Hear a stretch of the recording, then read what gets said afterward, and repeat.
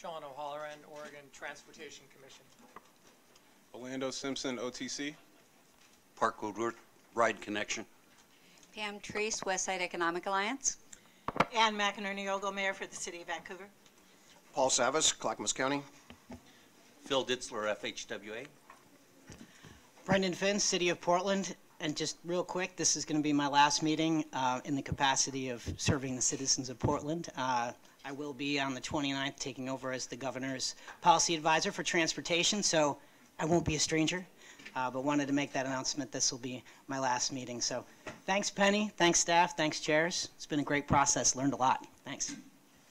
Marie Dodds, AAA, Oregon, Idaho. Bernie Bottomley, TriMet, Portland. Chris Strickler, Washington State DOT.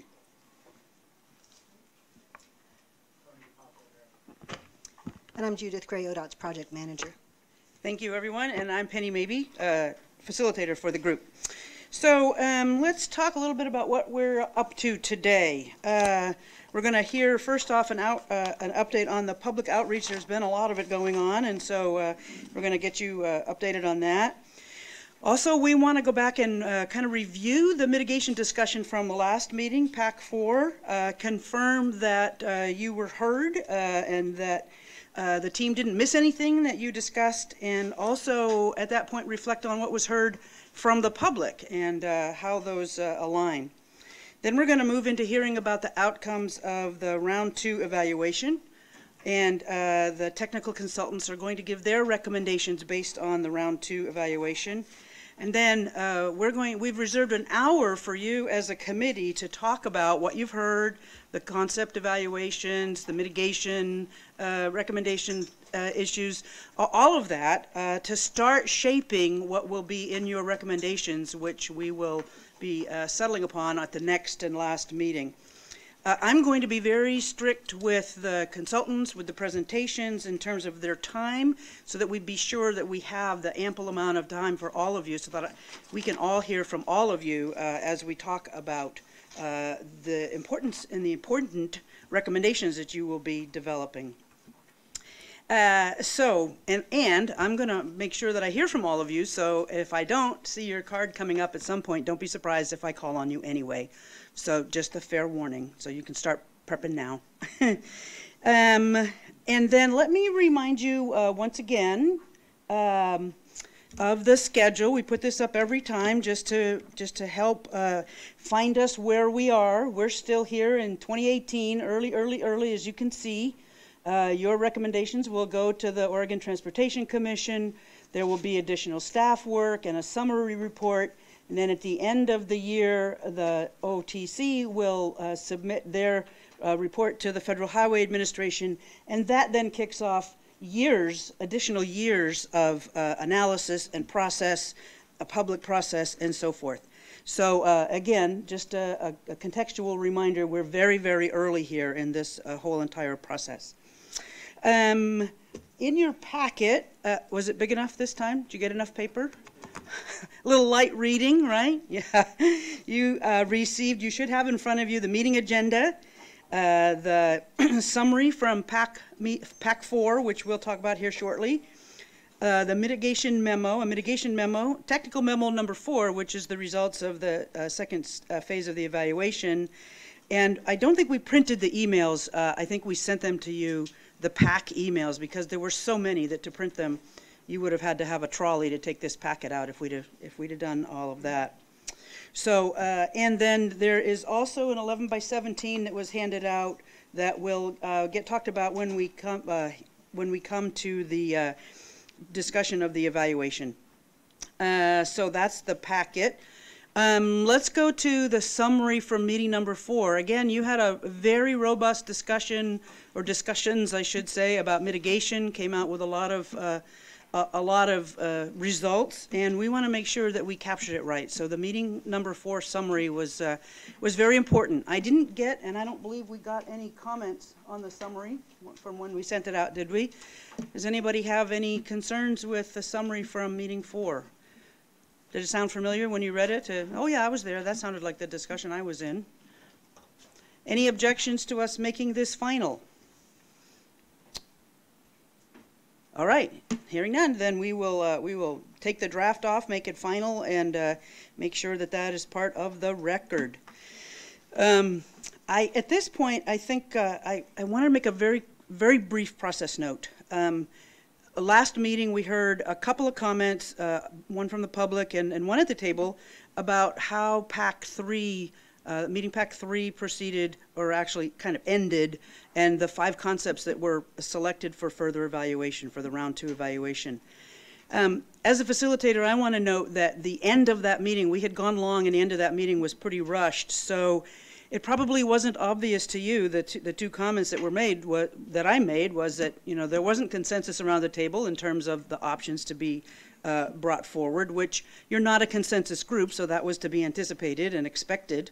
The other comment that I made was I turned to Judith as a project manager and briefly said, did you get what you need? And for us, that was kind of code. What it meant was, did you hear, you know, the input that you needed in order to work with the technical team on the concepts to move forward? So it wasn't that you didn't make the decision. You know, there wasn't a decision for you to make, but your input was certainly heard and responded to in the process when the 5 concepts were selected for review. So I just wanted to address that in terms of process. I regret that it was so rushed at the end that it wasn't very clear what we were doing. With that, I think I want to hand it off to Judith. I think you have a couple of things you wanted to set us up for in the meeting. I do. The next slide, thank you. I won't go over this. You've seen this slide before, and the PAC meeting number 4 is hashed out because that's the one we've already done. But these 3 meetings really are the recommendation phase of this work. Penny's already gone over that for today, the material that will be presented, and that this is for discussion, and then being able to come back at the next meeting in June. I just wanted to say that, again, we've really designed this phase of the process, meetings 4, 5, and 6, to make sure that there's as much time as possible for you to all talk to each other and hear from each other and ask questions of the consultant team in particular.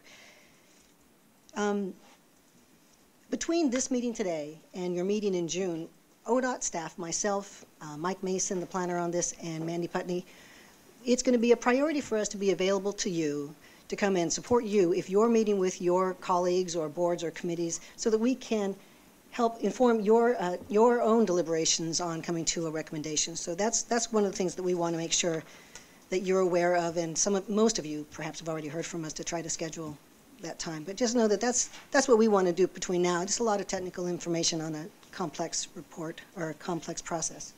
Next, please. So here's the framework that we've developed for your recommendation. This is an outline to show you what we believe will be included. First of all, we will provide some context for this recommendation. We know that the PAC members are making a recommendation with the understanding that this is advisory to the Oregon Transportation Commission, and that the recommendation points to a beginning of analysis, planning, and development of mitigation strategies, and more public engagement during future phases of a congestion pricing implementation. So we just want to let you know that when we document the report, it will include that context, that this is based on an understanding of additional process, additional discussions to come. Items 2 and 3 are really the focus of your charter, which is the recommendation of type and location of the pricing concepts, as well as the discussion of the mitigation strategies that really should be considered. So your priorities on that. If we have time, then we know that there are other topics that have come up quite a bit, and we want to support the PAC and give you an opportunity to make a recommendation on that if we're able. And so the primary themes that we've heard are the need to do a comprehensive system-wide planning and analysis that looks at the entire regional system. That is certainly, it's not one of the 3 items in your charter, but that's certainly something that the PAC could weigh in on. We've also heard about the need to plan for increases in capacity, both roadway and transit, in order to plan for growth in a congestion pricing context. And also, we've heard that acceptance of congestion pricing is closely related to views about how revenue would be spent. So those are things that, if we're able to, we'd like to come back at your 6th meeting and give you a chance to provide that recommendation. Finally, we also want to make sure that every PAC member is able to participate in this group process with confidence that your voice and priorities will be heard. So for that reason, we will invite all of you to provide written comment, which we will attach to the report, unedited. And we'll provide a few days after the last PAC meeting so that you'll know that you'll be able to respond to that last one. And that's just something that we want to do that I hope makes you feel comfortable here working as a group. So with that, let's see, there are a few other opportunities for, the next please.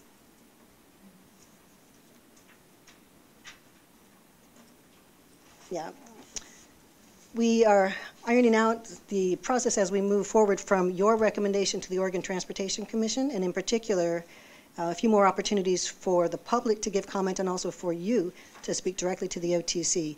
There are flyers, you may have them at your seat, and if not, they're a stack outside, that show that there's a special OTC meeting this week on Thursday, the final PAC meeting in June, of course, another opportunity for public comment, and then the special OTC meeting on July 12th. Those will all be in this room, and so we offer that to you as other opportunities and opportunities to share with others, members of the public. With that, I've taken a little more time than I probably should have, but I just wanted to help you participate today and know how today's discussion informs the rest of the process.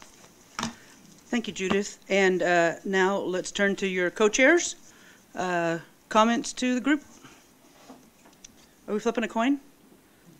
He's 51% co-chair. No, I really have little to add, and I just, again, want to thank everyone for their participation and time and energy being here. I realize there's a lot of passion on this issue, and we're doing our best to get our arms around it. Some people can be passionate with few words. Others take more, and I think just reiterating that the written option is always there, and we'll do our best to just study up. So thank you, and we'll follow up at the end of the day and look forward to hearing from everyone today. Thank you, Sean. Ditto to those comments, but I want to just echo that, this is a very important conversation, and it's obviously consuming a lot of time, and there's a lot of energy and focus and attention on it. And that's why I think the department and the commission are making concerted efforts to provide as many different forums and opportunities for people to chime in and provide comments and suggestions and feedback and input on this process, and more importantly, how we move forward with this system, whether it's adequate or not. But the key is obviously to open the table and keep the conversation flowing, and hopefully this will carry over to more suggestions or input for Thursday's meeting at the OTC meeting. So thank you guys all for participating, and looking forward to today's discussion. Thank you very much to both of you. All right, it is time that we hear from the public, as we do at each meeting. I'd like to make a couple of notes about that. Right now I have 12 people signed up. We have 20 minutes set aside, so I'm going to start right out by saying please hold your comments to 90 seconds if you possibly can, so we have room for everyone. And also, you're not required to speak publicly if you don't wish. We do have comment cards. You can fill out a comment form. We also have a direct email that goes, those emails are delivered straight to the PAC, no filtering, no sorting, no anything. And so you can send emails directly to the full Policy Advisory Committee if you wish. With that, I do have, as I said, a dozen people, so 90 seconds each. I'm going to start with Albert Lee, followed by Ernie Platt and Ron Soren. Good morning. Thank you for this time. Yeah, you're on. You're okay. Yep. Okay. First of all, I went to some of the open forums like at Ron Russell where I met Judith, and those forums were informative, but they weren't a place where we had an opportunity to speak. And I went there specifically because it was on a Saturday, on a day where I wasn't working, so that I could speak and talk to you guys about this. I'm taking time off to come here today, and secondly, 90 seconds is not enough time if you really want to talk, if you really want to hear from the public. 90 seconds is just a short amount of time to get anything across to you. For me, congestion pricing ultimately is a burden shift to the people and systems that have the least to give. You know, we're talking about folks that live out in the hundreds, out in Vancouver, out in the outskirts because they were pushed out. You know, we talk about this place being a place where people are coming. We have people that have been forced out of the city centers. these people are the ones that are least in control of their ability to come in whenever they want. They have the least control of their time, so they're going to be most affected by the congestion pricing. Secondly, congestion pricing doesn't really solve traffic. It doesn't reduce the traffic. You should really focus on the real causes of network overload and not the traffic itself. You know, you look at things like the unnecessary complexity in the system, the various reductions and decision points. Educate drivers about driving behavior, tailgating and the like. Use technologies like the adaptive cruise control to help keep drivers from tailgating and doing other things that increase traffic. But ultimately, you know, this should be a focus on looking at mass transit instead of looking at how to add more lanes or how to reduce the number of cars. You reduce the number of cars by having people use mass transit. One bus will take out, you know, 1,000 feet of traffic. Can I ask you to wrap up, please? Sure. Ultimately, this focus on congestion pricing, like lane additions, does not alleviate traffic. Transitions to mass transit, fixing design flaws, and educating drivers would adjust to address driver behavior is what will alleviate the traffic. Also, West Side bypass would help. Thank you. Ernie Platt, followed by Ron Swarren, and then Margaret Tweek. Good morning, all. Ernie Platt, resident in Clackamas County, and also public facility,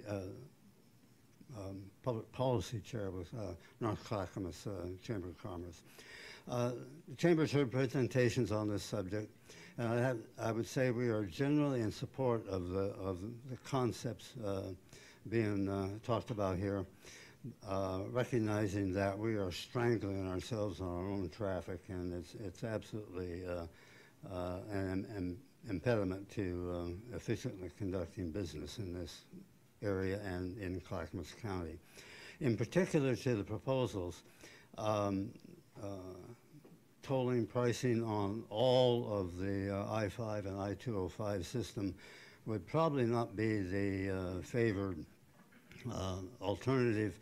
It would really drive traffic to alternate routes and surface streets, and just to the detriment of the well-being of the rest of the community. Some sort of pricing in by hours and by lanes would seem to be a preferred avenue to follow. All of this is clearly a means to get better capacity out of the system we have.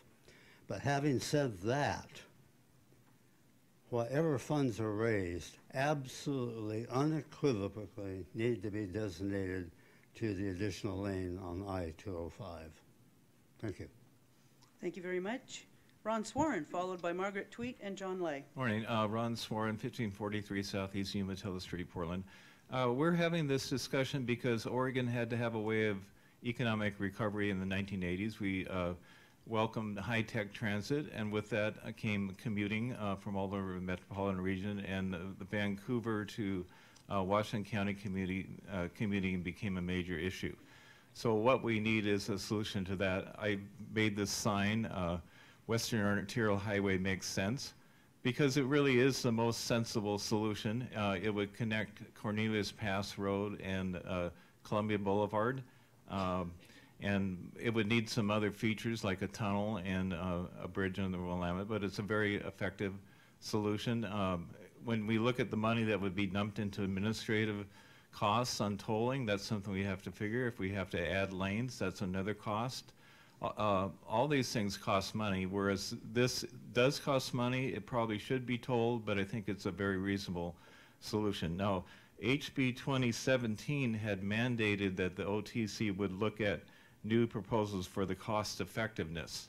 So I would urge you to look at something like this as compared to other solutions and see how much more cost effective this is. This would solve the commuting problem. It would be something public transit could use because it would make connections to several routes. We could even do something on the east side that would be comparable. I've looked into the bridge designs if we ever go to Washington with this. The network tied arch is very cost effective. Kentucky built 2 network tied arch bridges for $450 million. Could you please wrap up? Very, very simple, very cost effective, and we need to get this in for a study in the legislature. Thank you very much. Margaret Tweek, followed by John Lay and Laura Edmonds. Good morning. Our family has lived in Clark County for 20 years, and we have work and family ties in Oregon.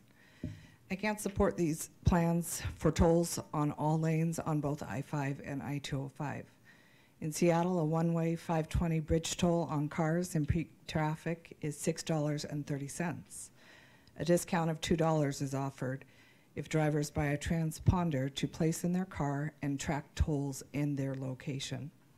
For a 6-axle truck, a toll one way is $18.90. My question, how much of this toll will go to the private tolling company? According to the Washington State Transportation Commission, they estimate 35%. From the April 2018 RTC meeting, according to ODOT staff Mandy Putney, regarding these tolling concepts you're considering, she said, quote, some of these scenarios might not raise much more than the cost to cover the operations of the tolling system. Then what is the point? Clearly, the tolling companies will profit from tolling existing roadways. Will any of your options actually reduce congestion? To relieve congestion, added capacity is necessary. Adding a lane in each direction on I-5 and I-205 and tolling that lane to pay for it is the only option that would actually improve congestion. It's inconceivable that this option 4, the only one that relieves congestion, has been eliminated by staff. You, this committee, are responsible to select a good option for both of our states. I urge you to support option 4 if you're going to toll. Please wrap up. This is a toll on families with senior citizens, a toll on Washington residents who require specialty medical services, children's hospitals, OHSU. It's a toll on businesses. It's a heavy toll on freight. Please wrap it up. The lifeblood of our economies. Thank you. Thank you. John Lay, followed by Laura Edmonds and Doug Clots. If this is truly about reducing congestion, I have a very simple question. How many cars need to be removed from I-5 and I-205? You haven't told us. Why not? As one PAC member asked at the end of the last meeting, what's the goal? You ought to be able to tell us in 15-minute increments how many cars and trucks need to be removed in order to have traffic flow freely. ODOT's Don Hamilton has been telling citizens this is about behavior modification. If behavior modification will truly work, then show us, Don. Let's have all the ODOT employees modify their behavior. In fact, let's have all our public servant government employees in the city of Portland, Multnomah, Washington, and Clackamas counties, ODOT, and the state of Oregon demonstrate how effective behavior modification will work to uncongest our roads. I'd like to ask the 25 PAC members sitting around the table to take a rather bold step today. Alondo Simpson told us the entire process is nothing but a Band-Aid on a wound. Abandon your minuscule Band-Aid and actually begin fixing the problem. I'd like to ask each of the 25 PAC members to demand that option 4 be added back. It is the only option that begins the process of adding vehicle capacity, doing more than adding a symbolic Band-Aid, and actually begin fixing the traffic congestion problem. Jana Jarvis of the OTA said they were promised new vehicle capacity on I-5 in exchange for their support of HB 2017. Roy Rogers told us Washington County businesses will abandon efforts to ship via the Port of Portland unless new vehicle capacity is added. You've heard from numerous Clackamas County officials about the impact of diversion due to the lack of capacity. Don't kick the can down the road. You're the ones in charge. Ask and tell the OTC that you want option 4. We've got 750,000 new residents coming to the metro area. Please wrap it up, Roughly 500,000 new jobs.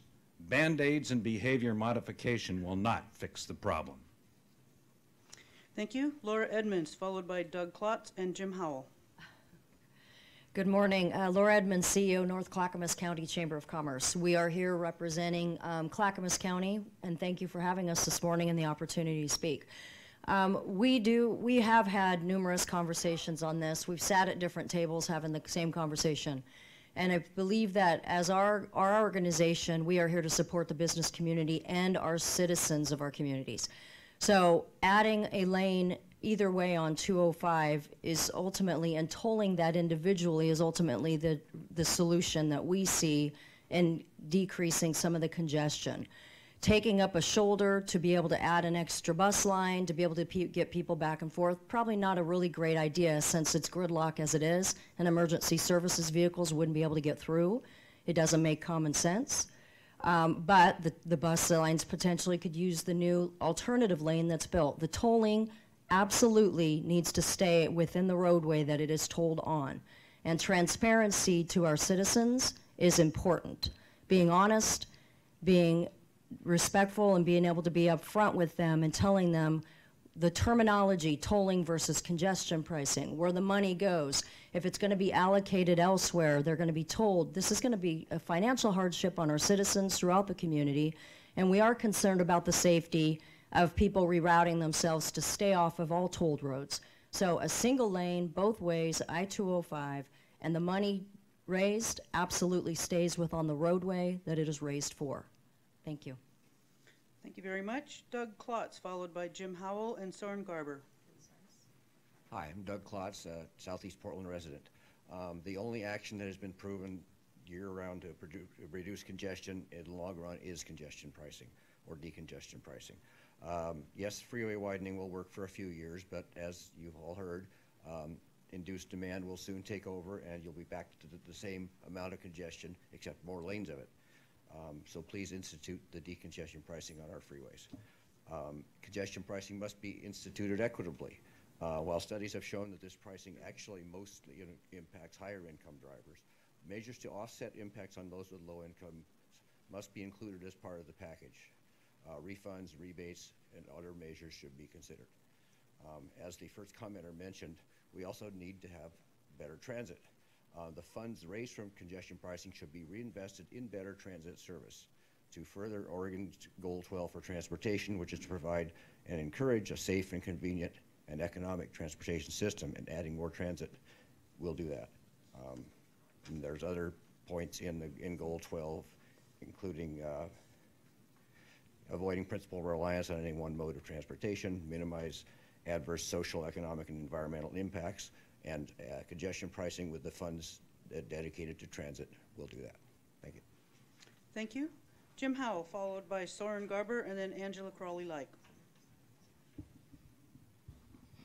Hello, my name is Jim Howell, and I'd like to talk about equity. I'm from AORTA, Association of Oregon Rail and Transit Advocates, and we support congestion pricing. However, we think the equity issue has not been addressed in the right way. The simple fact is that we have, 47 miles of freeway, more than that, urban freeway, and there's no bus service on it.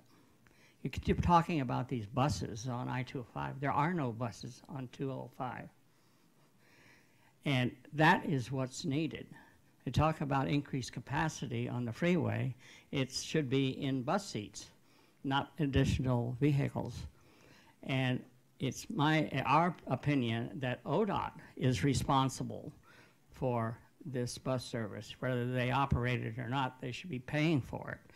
And because TriMet obviously isn't. TriMet only has one bus line on a freeway, which is the 96 bus that just runs at peak hour. There's no all-day, 7-day-a-week service on our freeways, and yet it could connect our major hubs in the suburbs to allow people suburb to suburb transit that they can't do today because the only way they can get there is by cars. So, and that's an equity issue, because if the money is spent on bus service from the tolls, it helps those that either are getting too old to drive like myself, or those that can't afford to drive. Thank you.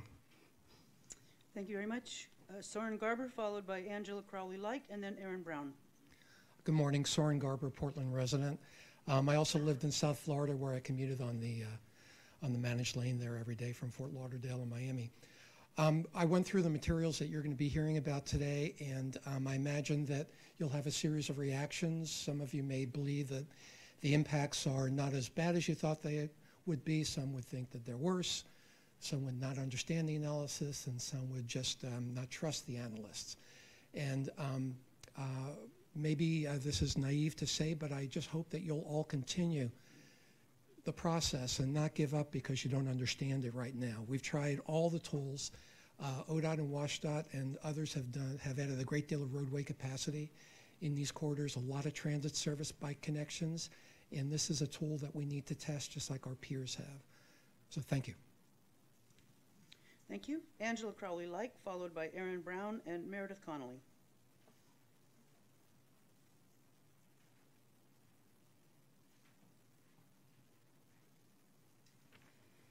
Members of the committee, I'm Angela Crowley-Cook with Oregon Environmental Council. I want to thank you for all your hard work on this committee. We're happy to be a member of it and look forward to working with you moving forward. Congestion in the Portland metropolitan area has serious impacts on our quality of life, our economy, health, and the environment. Congestion negatively affects productivity and access to markets. It's a hidden tax on the economy. The neighborhoods flanking busy roadways suffer a heavier health burden from pollution and are often lower income. Many of these neighborhoods were destroyed by freeway projects, and we all pay for freeways through a sales tax on fuel and vehicle registration fees, whether we use them or not. All possible options that the committee considers must thoroughly evaluate equity issues and seek the best outcome for our most vulnerable communities. Cars delayed by congestion also burn more gasoline than cars traveling at steady speeds, with every additional gallon burned generating nearly 20 pounds of heat-trapping carbon dioxide, which is not equitable or sustainable. The most effective and least expensive solution for reducing congestion is to put a price on road use during peak hours. Those who choose to drive during rush hours receive value in return for the higher toll they pay, the ability to move quickly to their destination. Others may choose to use transit, carpool, or travel at a different time of day. Reducing congestion will clean our air, reduce our carbon footprint, help drivers get more miles per gallon, keep our economy going, and eliminate the need for expensive new roads. We've learned from other cities around the world that in order to be most effective, congestion pricing needs to be accompanied by significant improvements in transit. We encourage the committee to consider transit as an integral part of any pricing strategy. Thank you. Thank you. And sorry for massacring your last name. Aaron Brown, followed by Meredith Connolly. Good morning. I've brought copies of our letter that we submitted 2 weeks ago, so if I can just pass that around. My name is Aaron Brown, and I'm here on behalf of the No More Freeway Expansions Coalition. I just first want to say thank you all very, very much for being here. Who here was stuck in traffic today on their way getting into work, getting into the meeting, 9 o'clock Monday? It's rough. This work that we're on today is the only way we will ever solve this problem. We've tried expanding our freeways. Cities across the planet have tried expanding the freeways. It's never worked. So we brought with you today our letter with a position that suggests we should be investing rigorously in decongestion pricing over freeway expansion, with the revenues from decongestion pricing being put into transit investments. Our letter was signed by 225 people across 41 zip codes across the Portland region. This isn't just a bunch of hipsters in Northeast Portland. Folks across the region are fundamentally interested in air quality, in climate justice, in public health, in having economic development, in having places for their kids to walk and bike to school. We are submitting this letter under the hopes that you'll be thinking critically about what it means that in the year of 2018, where an Oregonian born today is likely to be alive in 2100, the Oregon Department of Transportation is considering expanding freeways, considering that 40% of our carbon emissions are coming from transportation. This is a intergenerational theft issue. I also encourage folks in here to understand that there are all sorts of opportunities to make sure that we can get the communities that we want. I understand that for many of us that are elected officials or advocates, it may feel difficult, especially for folks in some of the suburbs, to go back to their constituents and say that they're in support of this. I would ask them to look at the results that happened in Stockholm and other cities that went with decongestion pricing. As soon as it was implemented, the policy was given rave results and got massive, massive approval. Please wrap up. Thank you. My final comment is, I grew up in Oregon and I always hear about the Mount Hood Freeway and all of the work that we did. This is one of many votes and issues in the next 2-3 years that will be whether our generation responds to those challenges and deals with the mounted freeways of our own. So thank you very much. Appreciate it. Thank you. Meredith Connolly. Is there anyone else that wants to make public comment that has not signed up? If so, please make your way out front and get signed up so we can call on you. Great. Go ahead. Hi, Meredith Connolly. I'm the Oregon Director of Climate Solutions. At Climate Solutions, we imagine a thriving, equitable Northwest powered by clean energy, inspiring the transition to sustainable prosperity across this county and beyond our borders. And that's why we are strongly supportive of this process and value pricing. We know that perpetually expanding freeway capacity to address congestion simply does not work. It didn't work with the Katy Freeway in Houston, the 405 in LA. We continue to see unpriced lanes fill up soon after construction. This is bad for drivers and it's bad for the environment. As the last gentleman mentioned, I'll echo, transportation is the single largest source of climate pollution in our state. It's 40% of all of our greenhouse gas emissions. And while we see great promise in electrification and other solutions, we also know that this is an effective tool to allow the market to help us reduce pollution problem through pricing.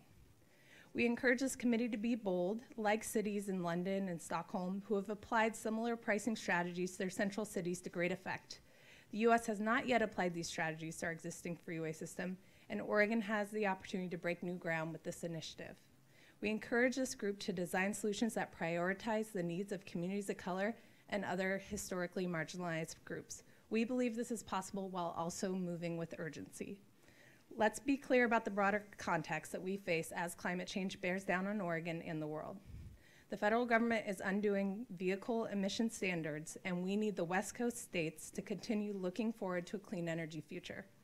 With this effort, Oregon has the opportunity to reduce emissions, move the economy forward, save taxpayer money, and improve people's lives by getting them out of traffic. We can set that example of what a clean energy transportation future looks like. Thank you for your efforts, and I continue to keep moving forward. Thank you. Thank you very much. That concludes public comment, unless someone new has signed up. I don't see anybody jumping in. All right, thank you very much, and just an observation for those of you that I asked to please wrap up.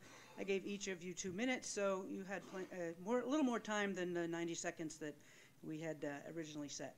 So thank you again very much to all of you for making your comments. Again, there are comment forms out in the lobby. If you had more that you wanted to say, please feel free to fill those out. That information will make its way to the PAC, and they will diligently read them, I do promise. Okay, with that, I think it's time to move on to our next agenda item, and I would like to ask Ann Presentine from Enviro Issues to come on up to the front here. And Ann is going to provide an update on the outreach process that's been going on since we last met. Thank you very much. Again, my name is Ann Presentine, and I've been helping to lead the public engagement on the consultant side for this project.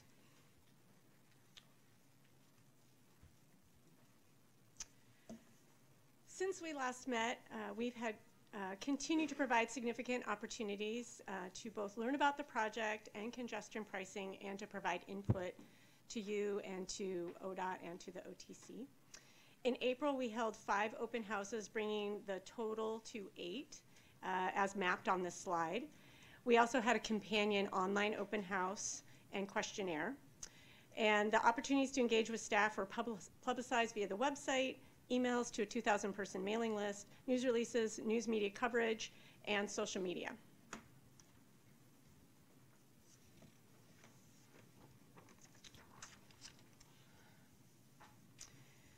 More than 180 people took the opportunity to attend an in-person open house, and more than 6,500 people visited the online open house. That led to about 490 people completing the online questionnaire.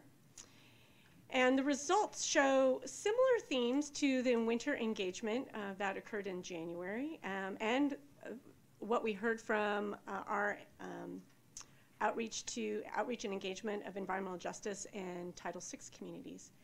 We heard that congestion is a problem, but there's a little bit of disagreement, or maybe a lot, about what to do about it. More than half of the people who provided comment this time are already changing their travel patterns in order to avoid congestion.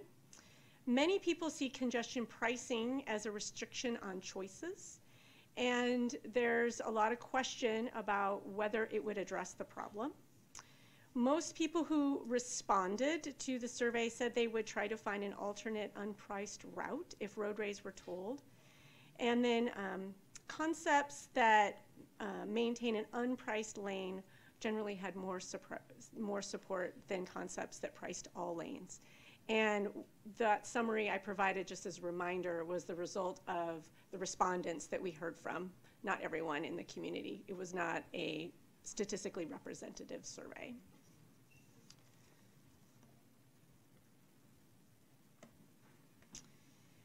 You do have the full report available in your printed packet. It was also emailed out to you. An executive summary is out in the lobby for folks in the audience, and the full report will be posted online. The report does summarize key themes and provides concept-by-concept results, as well as a summary of all the conversations we had at the open houses and a summary of the open-ended responses that we received. Previous comment reports also have been posted online as part of a PAC meeting material. So folks who are interested in really diving into the details can definitely do that. And in the interest of time, that is all I had today, unless people have questions. Any questions for Ann? Thank you, Ann. Perfect. Ann will be here for the rest of the meeting, and so and after the meeting. So if you do come up with another question, I'm sure we can get you hooked up with Ann. Thanks. I appreciate that, and I appreciate the brevity. Well done. All right. If I could ask Kirsten and David to make their way up here, David Ungama and Kirsten Pennington from WSP. They're going to speak to you about the mitigation strategies and both reflect on what we heard from you all as well as from the public, and make sure that all of your key concerns have been captured. Am I on now? You turned it off. Turn it off. Okay. Can you hear me? No. Something might be unturned. It's not working. Is it on now?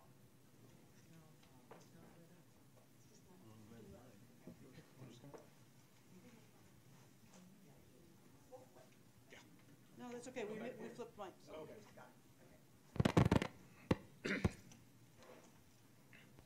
Okay. Now you can hear me? Now you can hear me? It went off. All right. That works. Don't touch it. All right. I will try to be exactly the right amount of inches away from the mic for this to work. So thank you, Penny, for the introduction. And one thing that we have heard from the PAC at the last 4 meetings is that strategies for potential impacts on low income and adjacent communities are really important to you. So we want to do 3 things with this agenda item. The first is to share the major themes that we heard from you at the last meeting, PAC 4, about mitigation, and ask you check in if we captured that correctly. The second thing is to share what we heard from the public about mitigation. And Ann just talked about all the ways in which we gathered public input recently. And then David will talk briefly about how to link those major themes that we heard from the PAC with potential mitigation options. And this discussion is intended to support the conversation that the PAC will be having later in the meeting about the PAC's recommendation to the OTC. Next slide. So again, we wanted to hear, yes, thank you. We wanted to share what we had heard from you and make sure that we were capturing it correctly. So if you'll remember at PAC 4, we had table discussions, and these were focused on the issues that we had heard from the process to date, strategies to address the issues, considerations, and a little bit of discussion around which concept might it apply to. Then we reported out. We also collected letters from PAC members who were not able to attend. And this is all summarized in the PAC 4 meeting notes that are in your packet, and then there's also a mitigation memo that's in your packet, and a lot of that conversation is reflected in those documents. So on to the major themes. We definitely heard about the interest in provisions for low-income populations. And ideas around that ranged from using existing systems to identify low-income individuals, discounts, credits, subsidies, some kind of application like that, cash-based options for folks who don't have bank accounts. We also heard that PAC members thought improved transit access and availability was an important concept to forward. And several PAC members pointed out that a change in behavior requires travel options to allow that change to happen.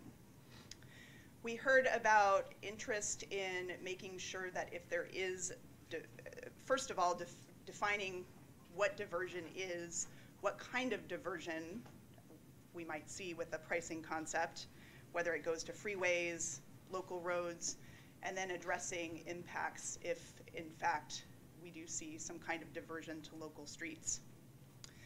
We also heard skepticism around the room from the PAC. Many PAC members said that it's important to demonstrate the value. So what is the value of pricing?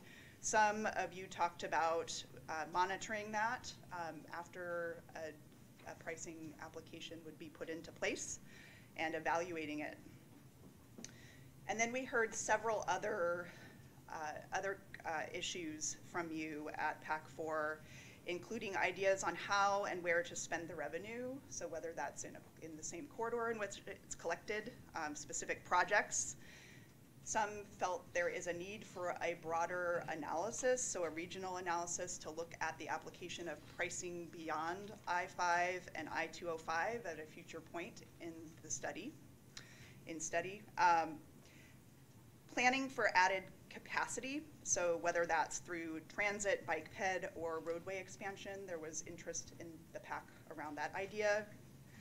And finally, ensuring that we're designing any pricing application for all types of users, including folks who may not speak English as their first language.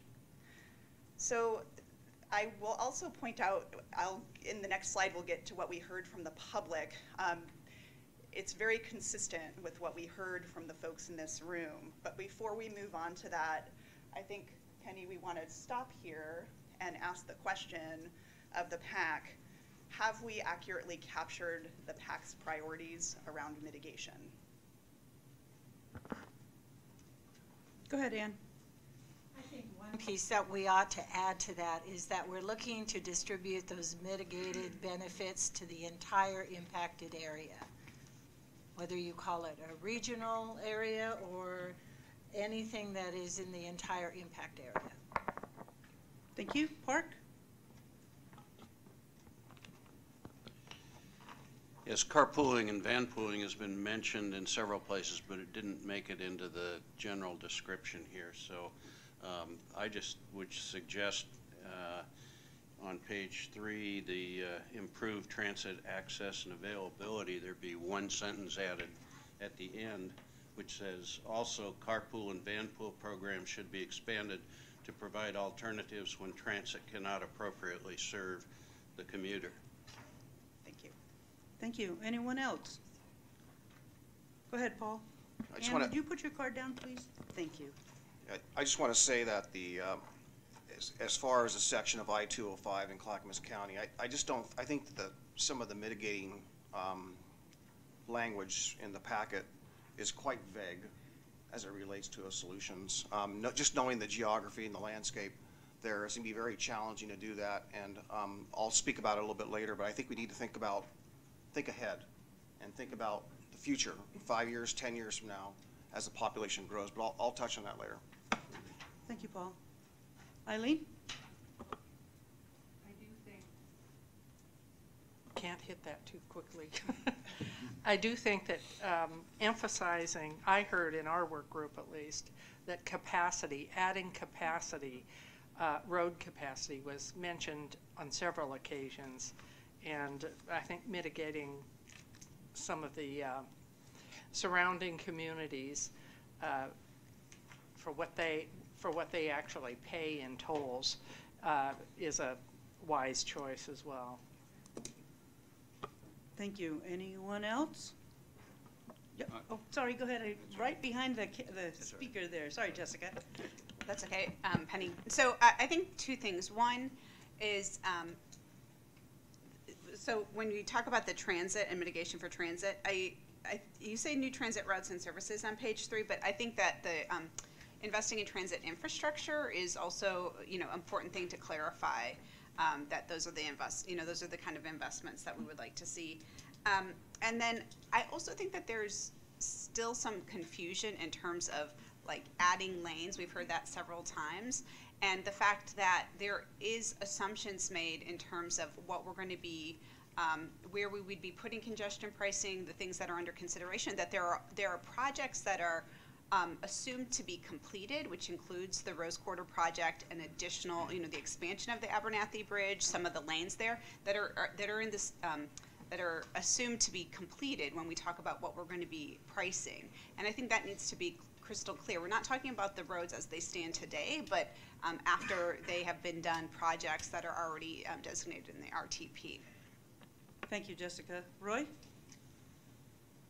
Thank you. I would echo Eileen's comments. Without a capacity increase, in all fairness to our friends in the back who made the comments about no capacity increases, it has very little value to Washington County or our friends in Clark, and we're going to have a real hard swallow here. I appreciate the work, but this is really a non-starter. As far as Jessica, your comments, I agree as well. The Rose Quarter and I-25, the Abernathy are huge lifts. They're critical projects to Washington County and need to be done.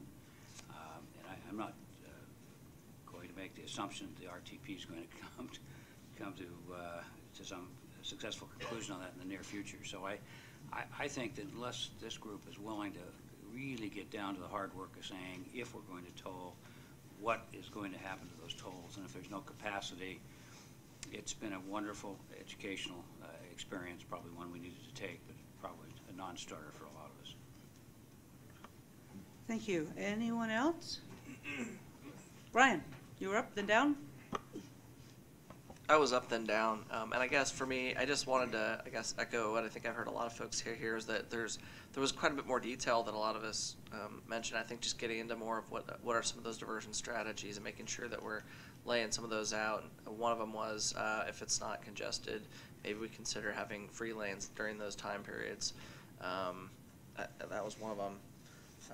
And then the key issue, and I heard from a number of folks around the table in terms of transparency and making sure that we're just being very clear about what it is we're doing, where those revenues are going, how the system's working. All of those things need to be key. And then in terms of this idea of looking at a regional congestion pricing analysis, just this idea that I think everybody around, a lot of folks around the table have said we need to take a larger view, and that we could do that concurrently with moving something forward and not necessarily having to wait. So just this idea that should happen quickly, not to slow this process down, but to make sure that is continuing to happen and inform both that whatever it is we decide we're going to try to move forward, as well as how we're going to potentially move that forward to the rest of the system. Thank you. Vivian. Thank you. I was under the impression that we were discussing mitigation strategies and priorities and not bottom lines at this time, and so I would emphasize what I heard in the public comment as well around education and education needed for drivers, especially some of the limited English populations. Thank you. Thanks, Vivian. Anyone else? Okay, good pause. Thank you. Okay. Onward and forward. Thank you. So let's flip to the next slide, which is what we heard from the public. So you'll see up on the slide that it's many of the same issues that either folks brought up at your prior 4 meetings or at this meeting. So very consistent findings with what we heard from the public compared to what the PAC has been discussing around mitigation. Some of the key differences were actually, this wasn't necessarily a difference, but the two key items that people kept coming back to with the public comment and input were around needing to pay attention to low-income communities, and that fairness is key. So that is a term that kept coming up, and folks may have had different definitions around what fairness meant, but that seemed to resonate with a lot of the members of the public. Other specific key differences, the public had many ideas about specific projects that they believed revenue should be dedicated toward. So they had a lot of different ideas about different places to spend the revenue. And again, back to fairness being ultimately a key core value for folks who participated in the process. So at this point, I'll turn to David, who will briefly connect up some of the themes we've been talking about with ideas around implementation. Perfect, thanks, Kirsten. So I just wanted to first start off with a little graphic that outlines, is me to control? Yeah, great. That identifies essentially a roadmap of different types of decisions that are yet to be made. Judith mentioned at the very beginning that that this is still part of the beginning of the process. And to borrow the phrase, this isn't the beginning of the end, this is the end of the beginning. Where you see in the green side over here is where we are at. This is to make a recommendation and from the OTC to FHWA as to what to do with pricing. But there are so many different steps that need to come following that point, with also a large number of off-ramps from that decision. There is many opportunities to put the brakes on and say, this is not a strategy we wish to pursue. There are also a lot of decisions that can come about in terms of how policies are developed, how different alternatives are designed and deployed for both roadway as well as transit assumptions and for new capacity or for the lack of such, at various stages that are well established and adopted from a regional and statewide planning process and project development process. So when we start talking about some of these mitigating strategies and policy options here in a moment, think of it in terms of seeding conversation for the future. Thinking of it as how to better structure your policies on these different types of pricing concepts as we move forward through each of the successive parts of the project development process for both environmental clearance, for construction, et cetera, well before we get to project opening. So with that, I wanted to highlight a few of the different types of policies that could be in response to the types of thematics that you at the PAC have given us through this process. The first, which we heard loud and clear, was to provide for some sort of special provision for low-income populations. I should mention, this is not a unique issue that we have to address with transportation. I mean, this is a fundamental question that comes about through any public utility. Water, electricity, gas, these are all metered, utilities.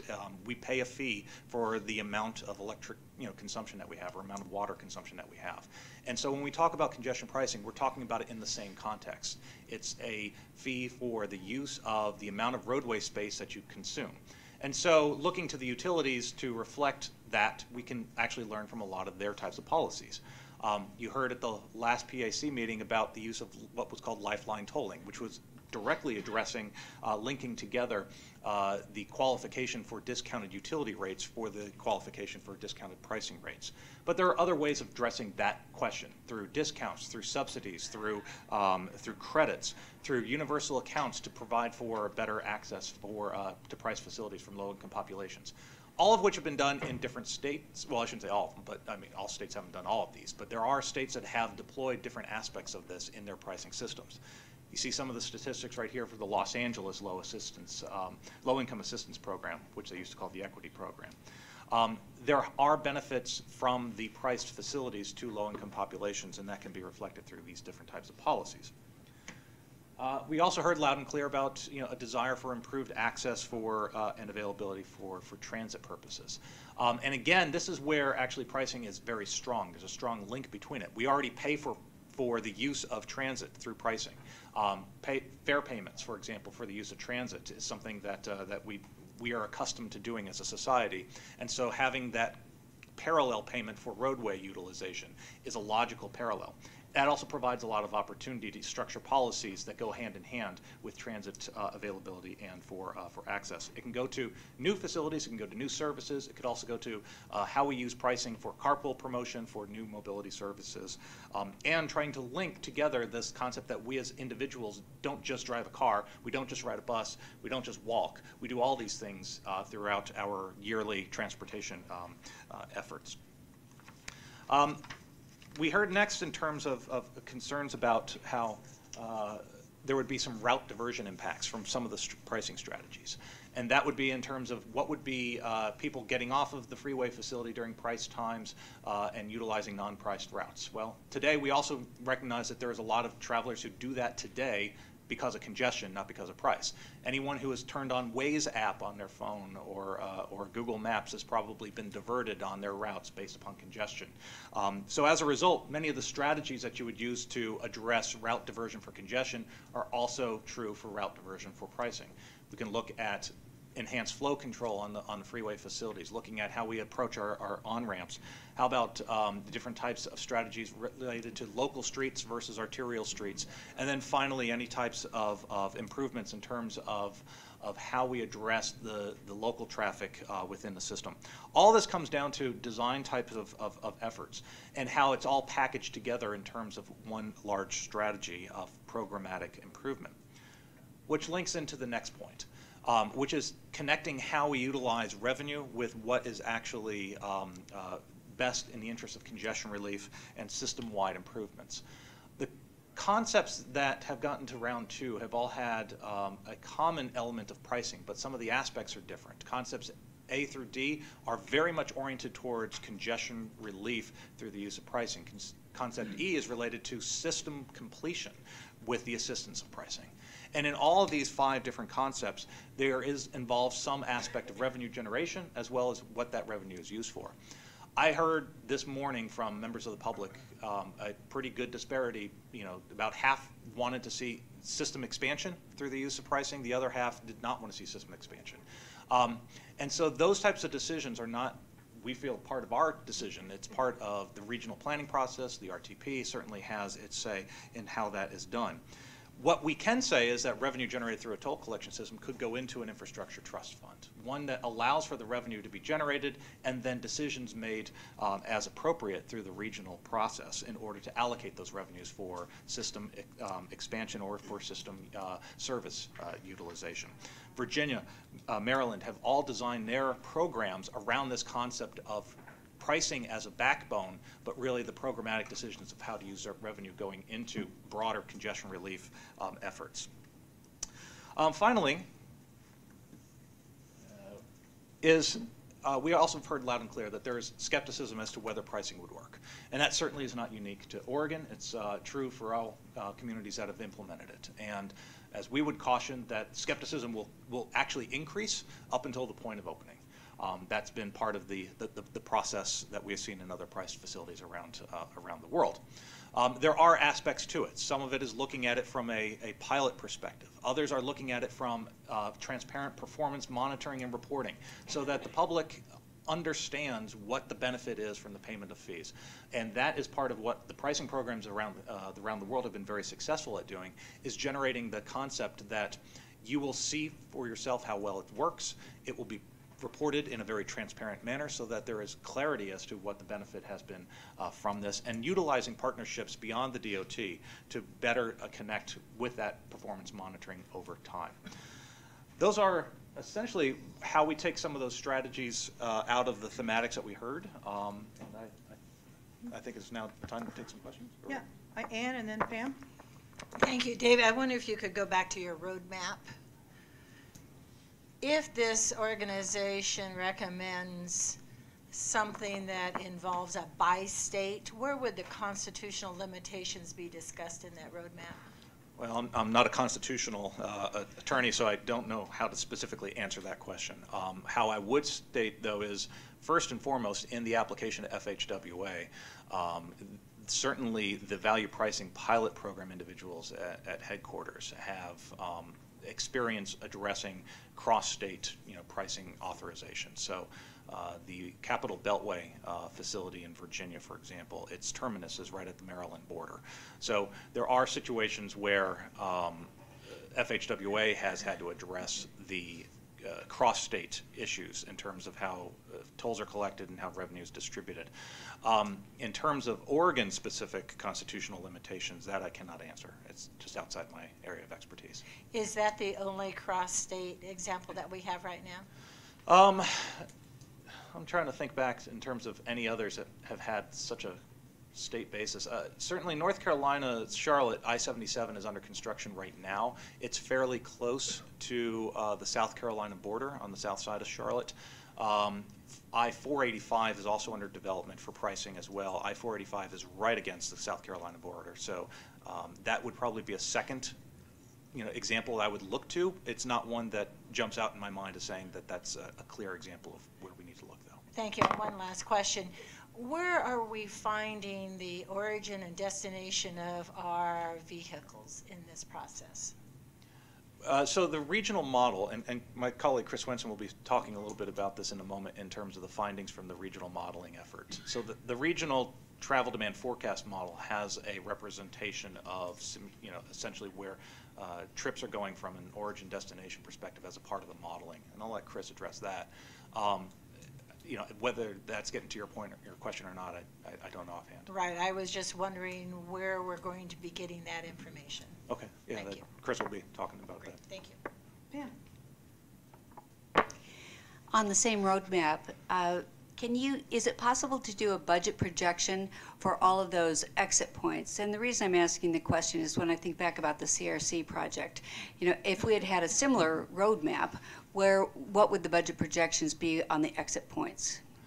You mean exit points meaning what would be the cost of developing these stages and then just abandoning it? It's hard to estimate at this point in time because it depends upon the scale and scope of the project. So, for example, if you are looking at doing any type of bonding, that takes a lot of high-level types of financial advisement, investment grade and studies and such, and those can be costly. If you were to conduct all those types of studies and then decide not to pursue the project, you would have expended a few $1 million, quite frankly. But at each of these stages, it's not necessarily a binary decision of yes, do it or not do it. You can take elements out of it that you find appealing as a regional community and continue forward in perhaps a different path. So, for example, going through a NEPA process for a pricing project, you may come out with different alternatives that are equally desirable for the community. Even if it doesn't have a pricing component, it wouldn't be that much further along in the project development process. Okay, all right, I want to keep this moving. Okay, sorry, right over there, Curtis. Thank you, Penny. David, I wonder if you'd go back to slides 17 and 18. I'm just looking to fill in a few data points here in my own understanding. In mitigation around special provisions for low-income populations, $25 toll credits. I was confused by the $49,200 for 4 people. Could you just say a little bit about that? And then down below on the next one, on improved transit access and availability on the LA Metro example, over $45,000 in toll credits. I'm just trying to understand what was on offer in each of those categories. I've heard LA described as the place that did mitigation well, and I'm just trying to, just a few data points there would be helpful. Absolutely. So, yes, exactly correct. So Los Angeles had for their 2 facilities, one is the I-110 and the other is the I-10 corridors. Both of them feed into downtown Los Angeles. They cross through a couple of communities that have very poor populations. And so the Los Angeles County Metropolitan Board wanted to incentive and benefit. So they did a lot of focus groups, and one of the efforts that they learned is the initial seed money for a debit-based account for the unbanked population was a burden. Being able to get that first part set up. Now, making payments out of that debit account and restocking it, that wasn't the problem according to the focus group respondents in Los Angeles. So what they developed was a program whereby if you meet minimum qualification, and That's what that 49,200 actually, oops, wrong slide. Go back to it. What the 49,200 represents, they have different household sizes and different minimum qualification income levels. So if you're in a 4-person household in 2017 and you made $49,200 or less, you qualified for the program. It's less if it's 2 people, less if 1 person, more if it's 7 people, et cetera. And that number has changed. And the whole credit is $25? The credit is $25. So it's an initial seed for their debt-based account. So it says Los Angeles County is going to plop in $25. You don't spend a dime to get that $25 into your account. All tolls from that point forward, you are then going to make payment for from your, from your cash, basically. So their system, you can go into any grocery store, for example, or any convenience store and put $10 into your account, $5 into your account. So that's how their system is set up. It's set up as a cash-based debit account, much like a prepaid phone would be, or other types of services in that manner. It was that getting the initial funds was the most problematic that they found for their low-income populations. So then the second question was what that meant on the second slide, 45,000 in toll credits. So this is a slightly different project or process. So this incentive that they have is if you ride transit a certain minimum number of times in the corridors, then you build up credits to utilize the toll system by just riding transit. So it's basically a way of saying if you utilize transit, but you need to utilize the toll system as a vehicle every now and then, this is a great way of encouraging you to use the bus when you can use the bus, and on those days when you just really need to jump on the express lanes and pay for it, you'll have a little bit of a credit in your account in order to do so. And David, I'm sorry, the $25 on the last one was a one-time $25. That's correct. One time per household. It's not very much, is it? No, it's not, but again, it's what it was addressing was the initial shortfall. The initial shortfall, getting that fund in the account. Thank you. Phil.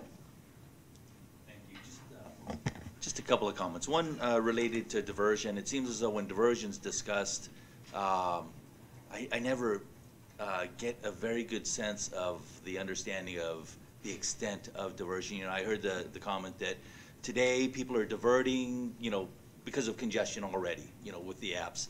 Well, I also know that those apps also have a filter that says divert me or make me aware when tolls are available, and it just seems as though the potential for diversion is significant, and the impact of that, the Portland network, it seems, would have a challenging time to handle that on the higher class facilities, just because they're limited. And so just understanding the extent of diversion, it seems like something's needed there. Right. I think you're very true on it. In terms of the issues of diversion, remember there are good diversions and negative diversions. For pricing to work, good diversions are going to transit, higher occupancy vehicles, different times of day, different types of trip patterns.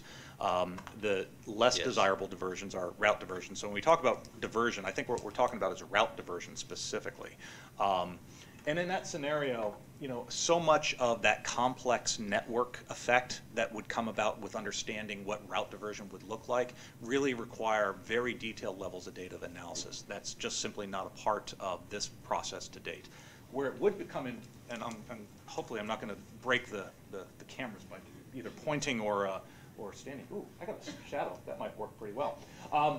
A couple different points in this process, I think, really get at where that level of detailed analysis of route diversion would come about.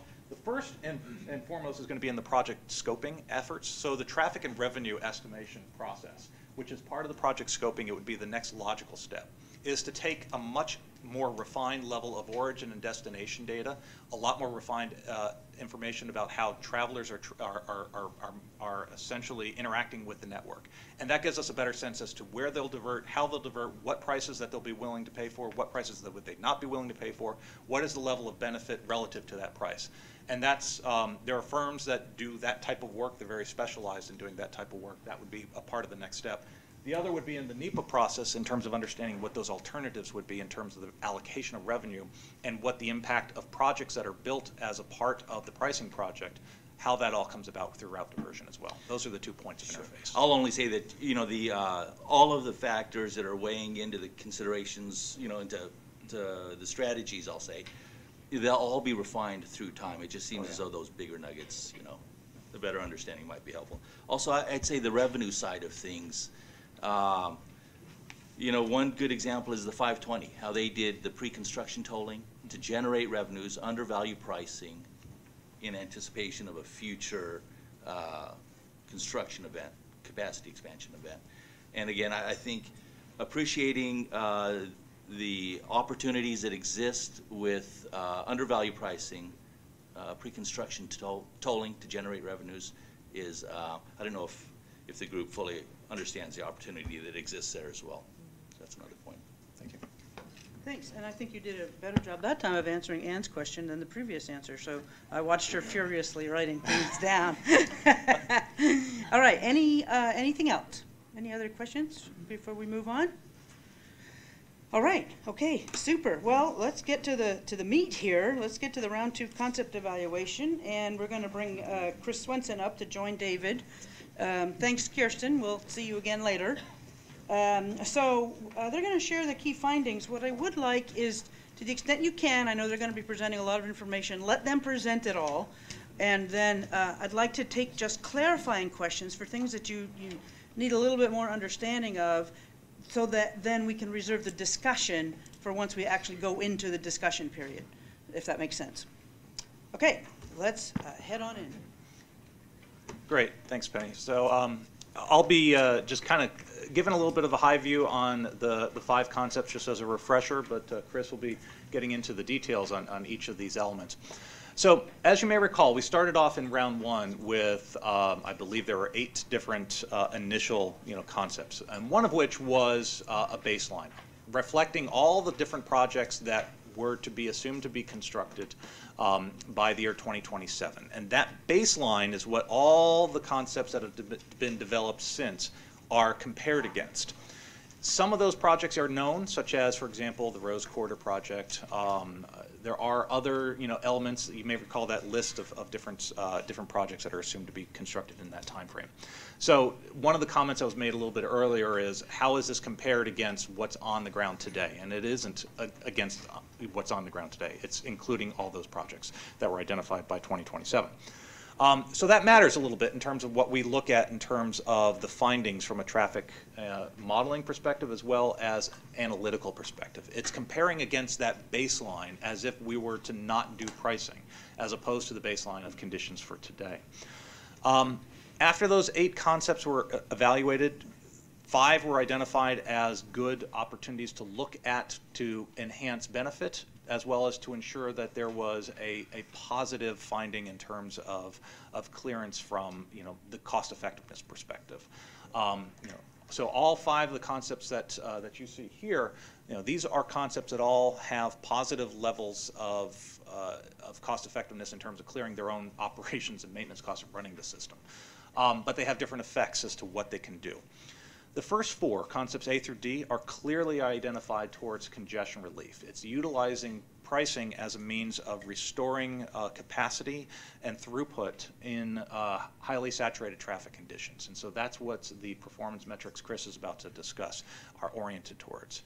Concept E has that benefit as well of doing congestion relief, but it's also a slightly different perspective. And that one was to look at how do we complete the system on I-5 and I-205 in terms of the comparison point of what's currently there today. What's the part that's funded versus what was assumed for 2027? And Chris can get into a bit of the details on this one as well. When we think about concept E, the comparisons are different from that of A through D. So as a result, we'll ask you to kind of, any questions you have in terms of how these compare, let's talk about it, as we talk about the concepts, because I think it'll be a little bit easier to understand once we get into the details on it. So with that, Chris, I'll actually hand this over to you so you can run the show. Oh, thank you. Thank you, David, and good morning, everybody. I have some of the answers to some of the questions that we were asked at the last PAC that I was at, PAC 3, and some information to give you on each of these alternatives. As David said, we're looking at 4 concepts that I call operations-oriented tolling. In other words, to make the operation of the roadway better, and we're looking at one that is a revenue generating tolling. However, operations-based tolling generates revenue, and revenue-based tollings can assist operations. It's just a matter of what the focus is coming forward.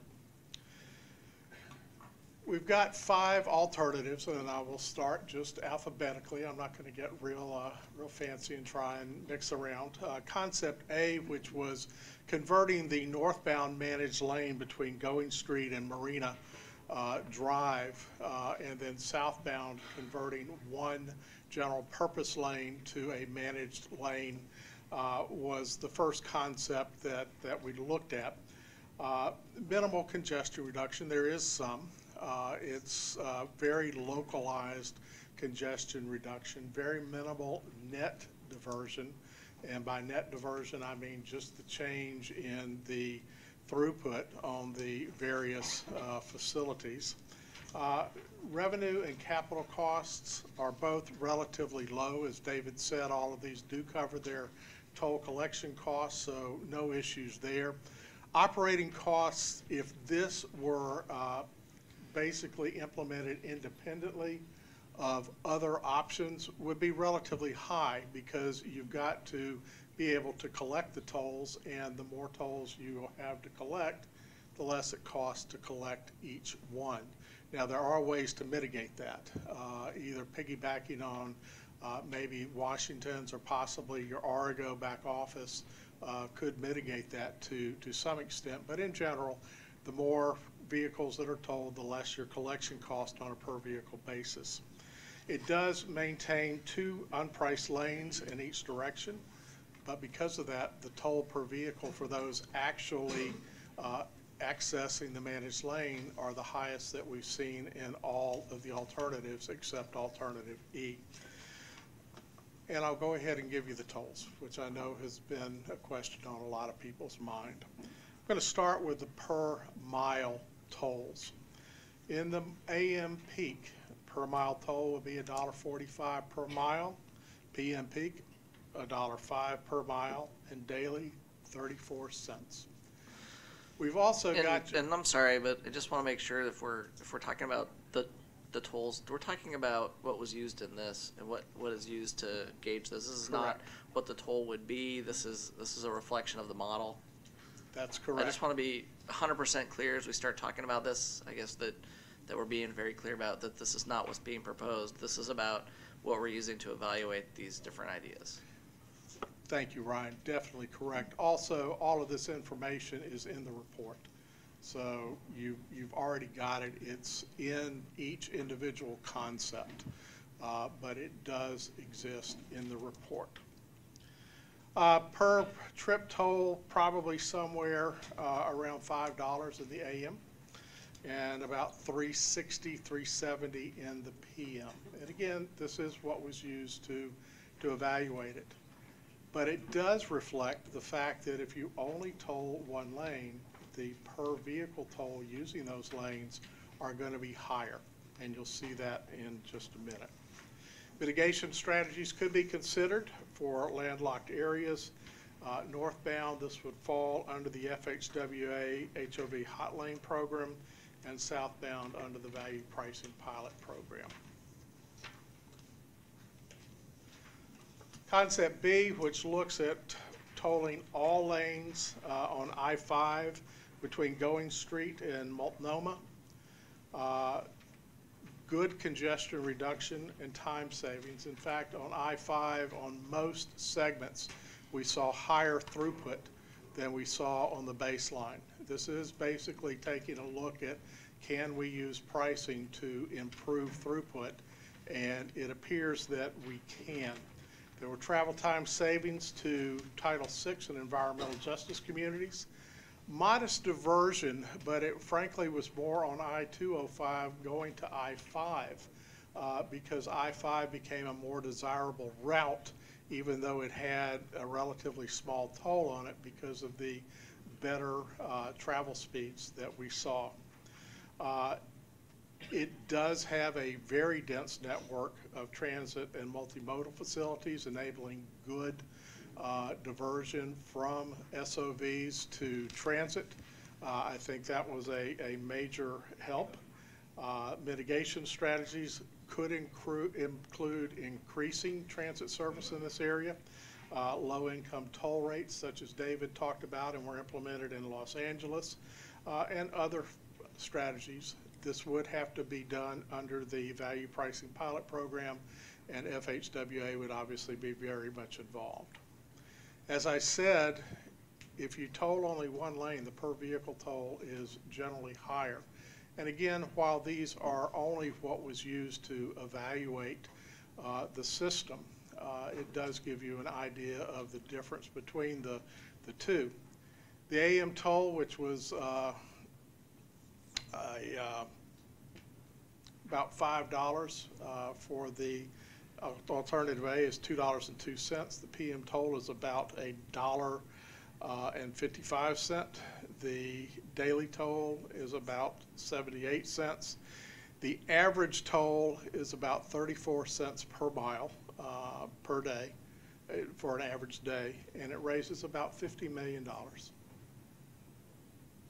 It would be an excellent pilot deployment to try this, see how well it works, and then move forward with that benefit gained into expanding the program if it worked well, or reducing the program if it didn't work well. Tolls would be fully variable and could drop to zero when there was relatively low demand. Yes. Not the $2.02 and the dollar. And that 50 million is an annual number? Excuse me? The 50 million, that's annual? Yes. Yeah. Yes, that's annual. Yes. Okay, well, let's be just a little bit more consistent here with questions. Let's just don't shout them out, please. We'll get off track really quickly. Okay. If you have clarifying questions, just follow Paul and Ann's procedures and put your cards up. Paul. Thank you. So, Paul, go. So my question is on your comparing A to B, you're mentioning that the higher cost on a per lane tolling versus a price roadway tolling. So the cost is higher because defraying the administrative cost is I mean, that's really that's the challenge, defraying the administration cost. So the administration cost is how much? Is Are that, you do you have a talking per about mile the basis, or? operating cost, or are you talking about the cost per vehicle? Well, I think we're by creating this tolling revenue mechanism, there's a cost to administrate that, correct? Yes, there is. Okay, so I'm assuming that to toll one lane is, you need to defray that cost or to pay for that administrative cost. So what is that rough cost, or how do you evaluate that? Do you do it on a per mile or a per area? Just the administrative aspect of this is what I'm really kind of getting at. Is there some kind of scale that the more you toll, the more administrative costs are, or what does that look like? The only thing I can tell you at this point, because we're not deciding exactly how this would be implemented, and there's several ways that it could be, particularly in the back office, which would be a large part of your administrative costs. So I can't give you a particular rule of thumb. In general, the more tolling transactions you have, the less each transaction will be. However, if you're tolling 10,000 vehicles and then you go to tolling 100,000 vehicles, while your per vehicle transaction cost will drop, your overall transaction cost will rise. The difference in the per vehicle toll, though, is purely supply and demand. There's just less supply to buy into on a single lane than there is on multiple lanes. Okay, Ann? Penny, we have 146 pages. We're trying to figure out where you're getting these numbers. You said they're in our documents? Yes, they are. Could you tell us where? If you'll look at each concept and the description of each concept, they are there. I can't tell you exactly which page they're on. And Tony, what's your question? Just on the key findings, travel time, savings area, Title 6, environmental justice communities, I wonder if you could just educate a little bit on how the model makes that determination. I made it on the, oh yeah. David's going to. And I was about to say, I wanted to respond to the previous question. So in each of the descriptions, this is in the technical memorandum, you'll see each of the descriptions, concept A, concept B, C, et cetera. The part that goes 3 dot and the number, so this would be for concept A, it would be 3.1, or for concept B, it's 3.2. The 0.6 is always going to be the revenue and costs. So in each one of those, you'll see the gross toll revenue potential as identified. It also puts it in context of the cost for the facility as well. So it's within each of the descriptions, and it has about a page and a half of narrative that goes behind both the estimation as well as the analysis for it for each of the different Thank you strategies. so much. You're welcome. There are a couple of ways that the model can and does do this. First of all, we did take a look at time savings by area and basically generated a heat map for that, so we were able to look at it that way. Also, there is an MCE tool that's relatively new, but the MPO does use it to make specific evaluations of areas that have a specific amount, and I believe we use 50% of Title VI poverty levels, and was able to isolate changes in travel time from those particular traffic analysis zones.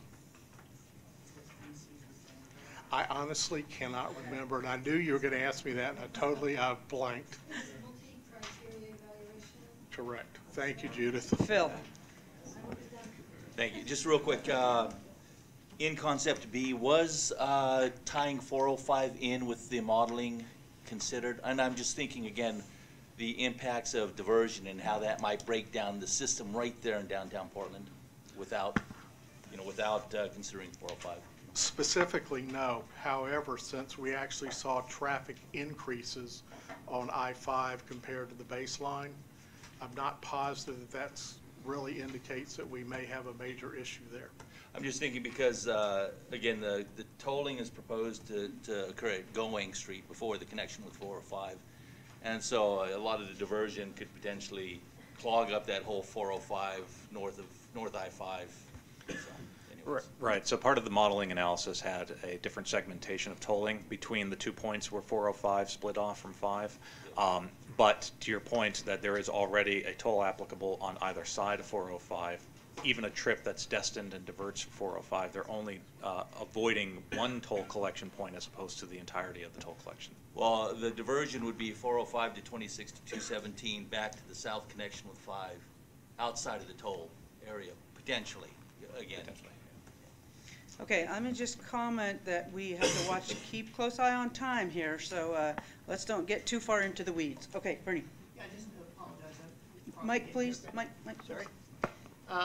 Question is, so the assumed tolls for each of these, except for E, is a per mile toll as opposed to a cordon toll?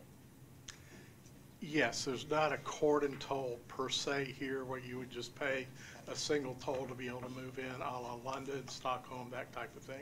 It's not.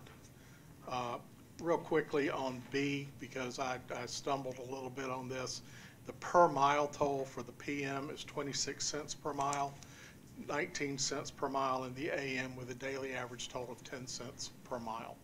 So much lower than we saw for A. C, basically we're tolling everything, and this is a much more complex thing than even B. I want to be very specific here that this is not a set it and forget it type of solution. You're not going to be saying, well, we'll flip a switch and here's the toll.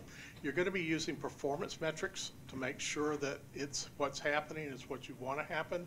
You're going to be tuning your system so that you get what you're looking for. It's not something that we just blindly would go into, or we being the Oregon DOT would just blindly go into and hope for the best. It is something where you learn, you get input back from the system, feedback back from the system, and you take that into account in moving forward. For that reason, C is very complex. It's you're tolling everything, and you don't have all the information you would have if you had moved it forward in a stepwise manner. It does have by far the greatest regional traffic congestion reduction. While we do see some net diversion off of the facility, when we look at the vehicle hours of travel and that is reported by the model, we see an 11% reduction in vehicle hours of travel in the morning and almost a 6% reduction in vehicle hours of travel in the afternoon. And that is region-wide. That is not just on 5 and 205. It is region-wide. Now, I'm not sure that we're really going to see 11%. That would be a major, major thing. They would be building statues to everybody here on the planet if that were to occur. But I think it's very reasonable to assume that there's going to be somewhere a pretty significant reduction in vehicle hours of travel. This indicates that even though we do have some diversion happening and occurring from 5 and 205, overall the system is operating much more efficiently than it does as it currently stands or would stand in 2027.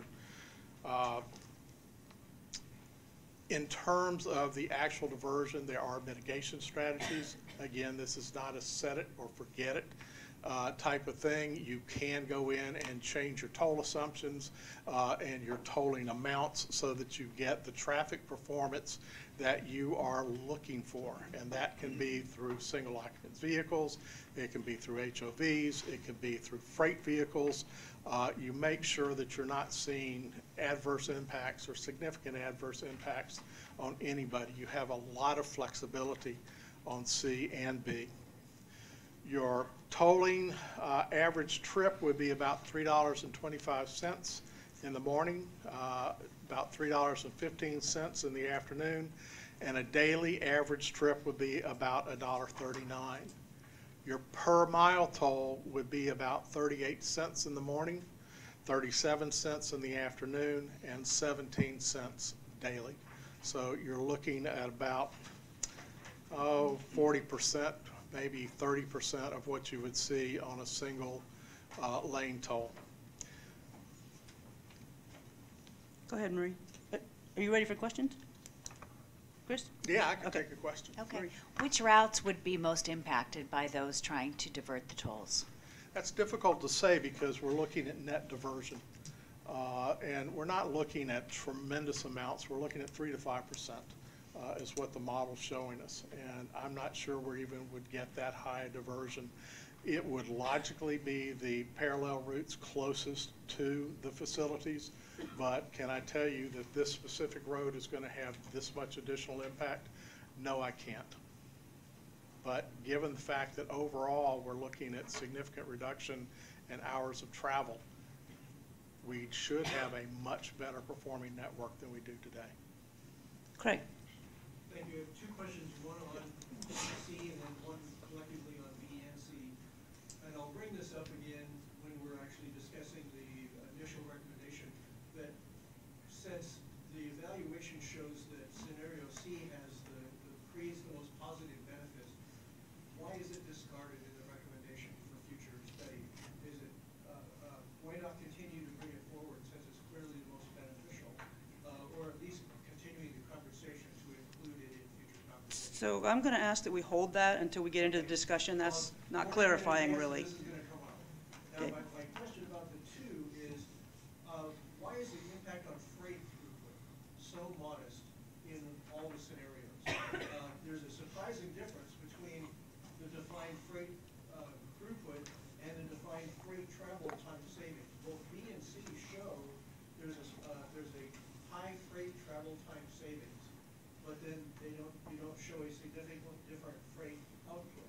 Can you explain why? You're talking about a significantly different freight throughput? Yeah, your evaluation, if you dig into it, it shows that the travel times for freight greatly reduced. Right. But then when you describe what the increased freight throughput would be, it's fairly modest. There are a couple of things that could be driving that.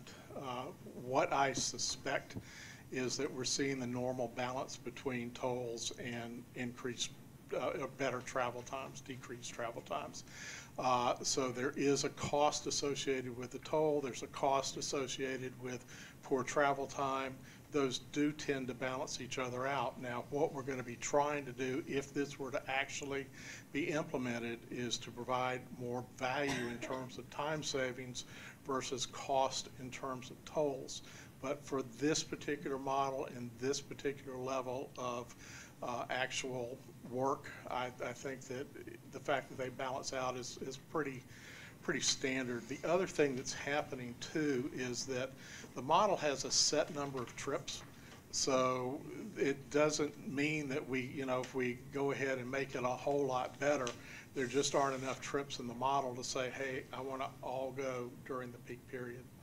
That also actually answers another big question I had about scenario A, which is you're not, even with scenario A, you're not showing a great increase in C-Tran travel trips, because you're not assuming that it would greatly increase just because the congestion is lower. Correct, and since freight vehicles cannot, under current Oregon law, access that leftmost lane, they don't see it there. Okay. Yeah. Under A, you're not showing a lot of increased C-Tran Correct. trips. Okay, I'm going to move us along here. Jessica?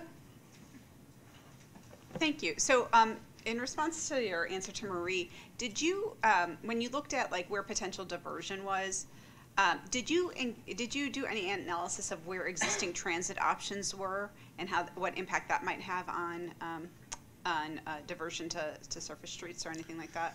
We did. Basically, one of the criteria that we used was the availability of transit and whether or not there was reasonable transit service.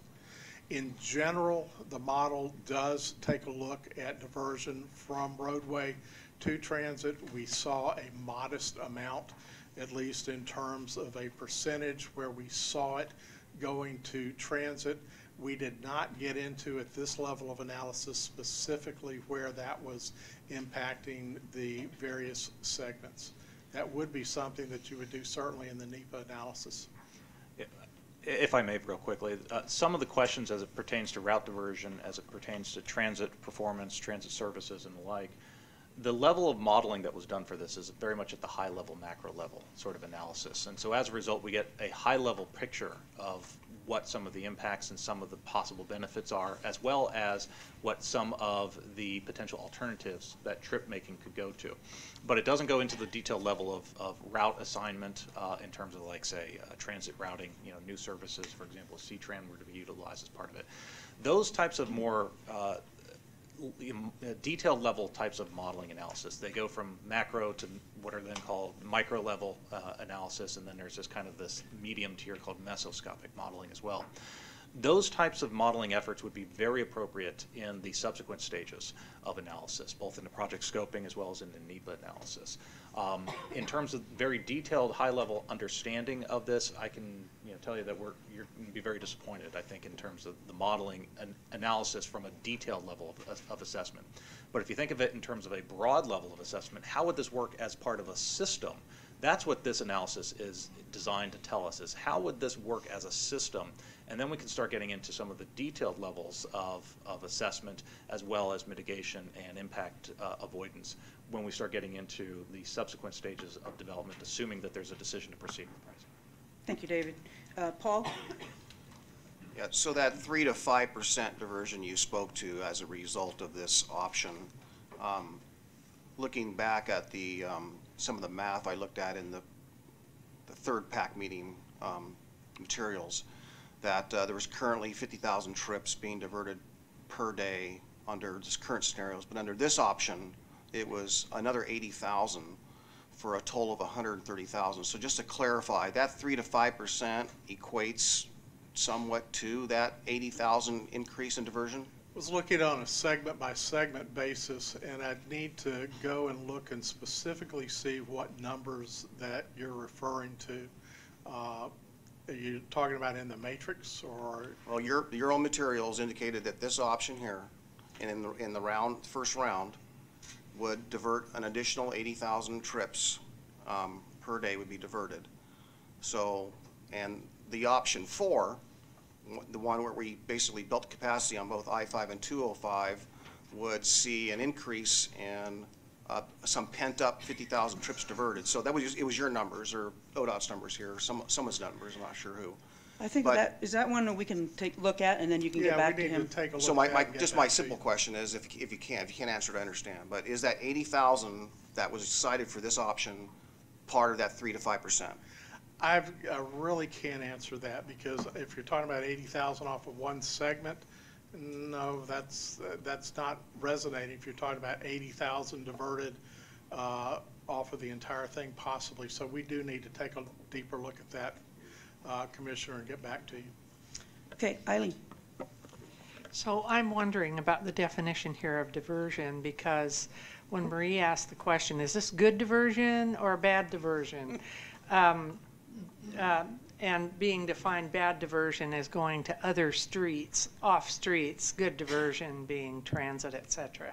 So can you explain what definition you're using when you answer the question? Okay.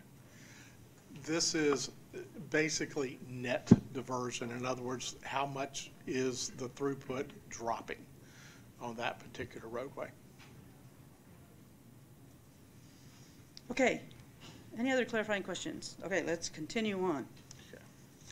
All righty, D would basically put a toll on the new lane that is being constructed on 205, or is planned to be constructed on 205. We're not talking about adding a fourth lane over the 3 lanes that are currently in the model. It has very similar results to A. The congestion mitigation is relatively localized. The per vehicle toll is relatively high. There aren't a lot of transit and multimodal options down in that particular area either. So we have some potential issues there, but those could certainly be mitigated. It does maintain the 2 unpriced lanes, but again, that toll per vehicle that accesses those lanes would be higher. And that's simple supply and demand. There's only one lane available to buy into. And the per vehicle toll, the average toll trip in the morning would be about $5.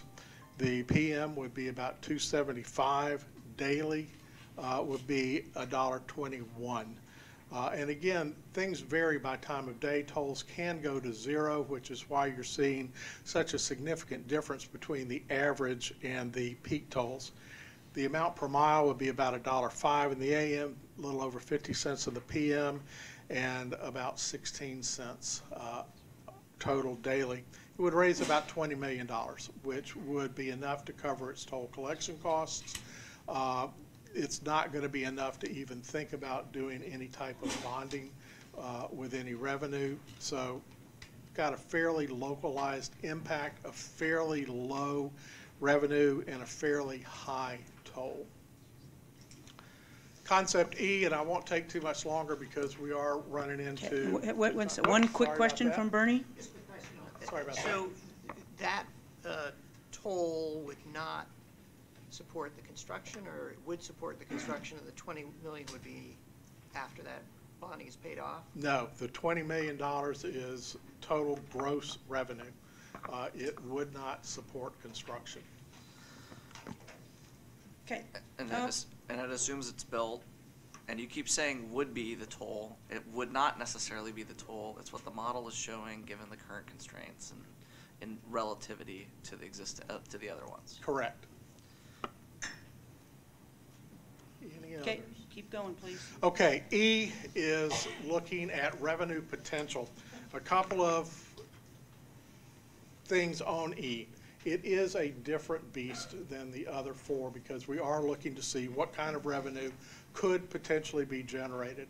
When you need to model and you need to answer that question, the easiest and best way to do it is to plop a single point toll down, as the model did on the Abernathy Bridge. It works great for answering the question of what kind of revenue would be generated. It may or may not be the best way to actually implement it. But the question asked was, can we generate sufficient revenue from the traffic projected to be on 205 to fund the improvements? We looked at a toll, and again, this is, as Ryan's pointed out, this is what was put in for the analysis during the peak period of $3.50. There really isn't a per mile toll when you're just talking about a single point toll. The average toll would be $2.41, and during a lot of the evening hours, there would be no toll. And again, this does have some benefits to traffic improvement, but the biggest benefit is the ability to provide this additional capacity. And that really is the capacity portion of this particular toll. My friend David made a great observation.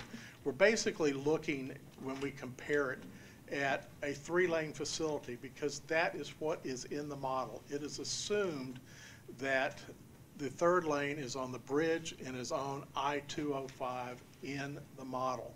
So when we go and put a toll on it, we're basically looking at what would happen with no toll on 205 and 3 lanes versus what would happen if we put a toll on 205 and there's three lanes. The diversion is going to be higher, and as my friend David said, it's almost like putting somebody into a house, and then after you've got them nice and living there, you say, by the way, you need to pay for this. So it is a different beast. If we were to compare this, if we had had the modeling ability to say, what would this compare if we had 2 free lanes on 205, such as there are today, versus what would it be with a toll and 3 lanes on 205, a lot of these numbers would be different. Your overall revenue, though, is a pretty doggone sound estimate of a little over $50 million a year. This would be sufficient to at least pay for the bridge rehabilitation and addition. It would cover some, probably not all, of the additional lanes on 205. So again, the purpose in looking at this one was different than in the other 4. Ryan, are you up again? And I was just going to say, I was a little bit disappointed in this, and it's not because it wasn't because of the way that you had to do it, and it was difficult in order to try to describe that. And so some of the report reflects things I don't think are necessarily accurate in terms of the diversion of the other, because it is 2 lanes today, and so if you were to make it 3, you're going to see a substantial return back to the freeway versus that being there. So it was a little bit, I thought, misleading in the report, but I thought the revenue generation piece of that was very interesting. And I wanted to ask, in terms of, you talked about this in terms of managing this particular corridor, but did you consider looking at this with matching it with something like a Rose Corridor where you could manage both corridors?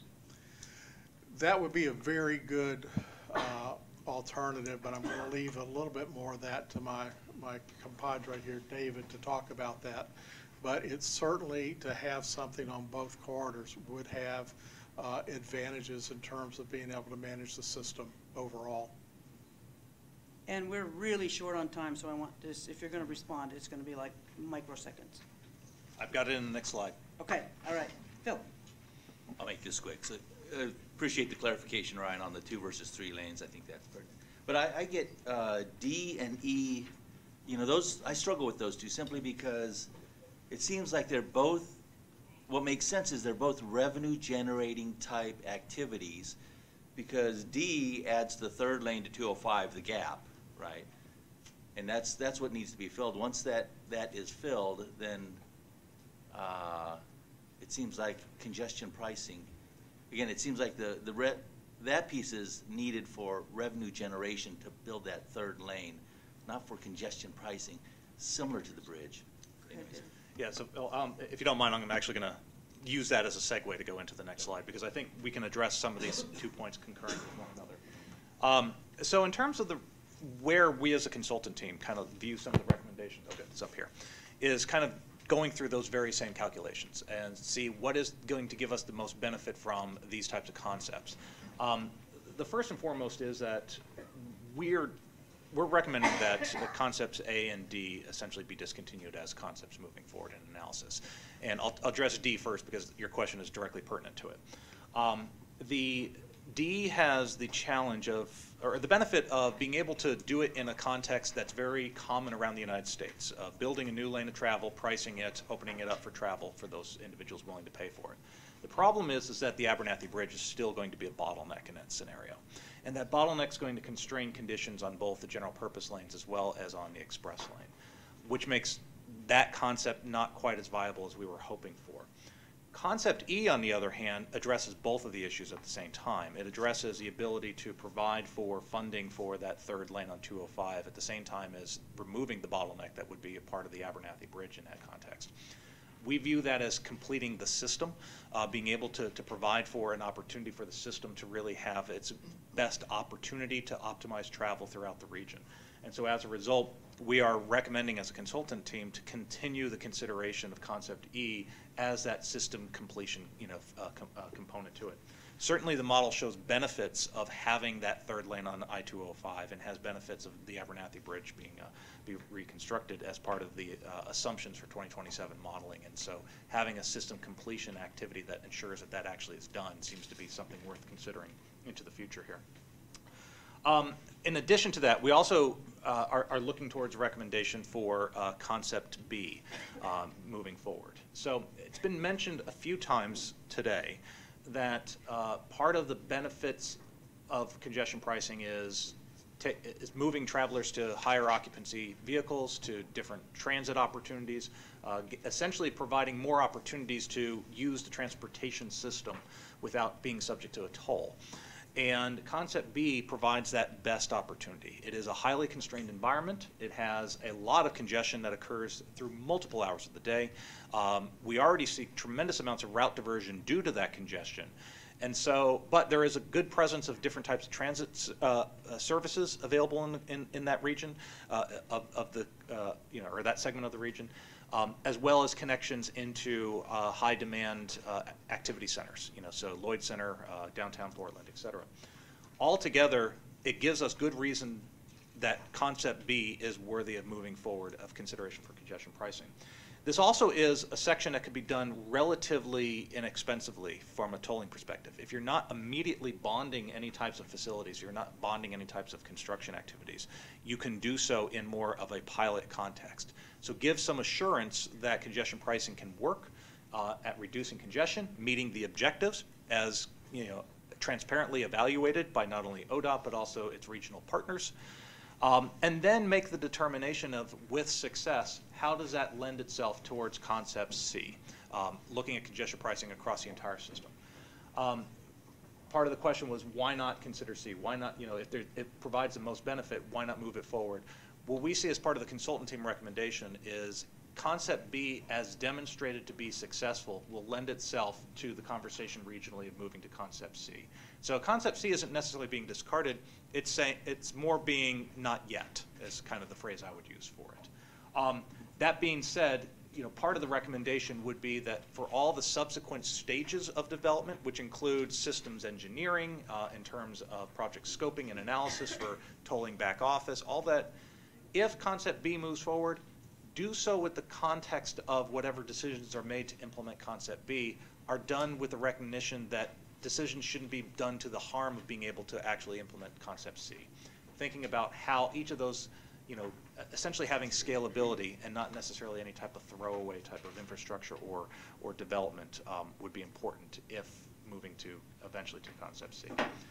All of this is independent of the level of strategies and policies to go along to address the concerns that have been addressed by the PAC as well as the community at large, looking at opportunities to utilize policies to enhance access and for low-income households and travelers, as well as looking at the impacts on adjacent communities. How does access in and out of a pricing system affect individual adjacent communities, and looking at the policies in the subsequent stages of development, specifically next in the project scoping effort, to really get into the detailed levels of policies that would be necessary to make that successful. That's the high-level framework of what our recommendation is, and I think we'll conclude for a moment. Since I've mentioned it so many times, all these subsequent phases of development, it's again looking and thinking about each of these phases and understanding where they would come into play. I'm sure you all love getting together every month. With this type of process, you could anticipate years worth of involvement and development.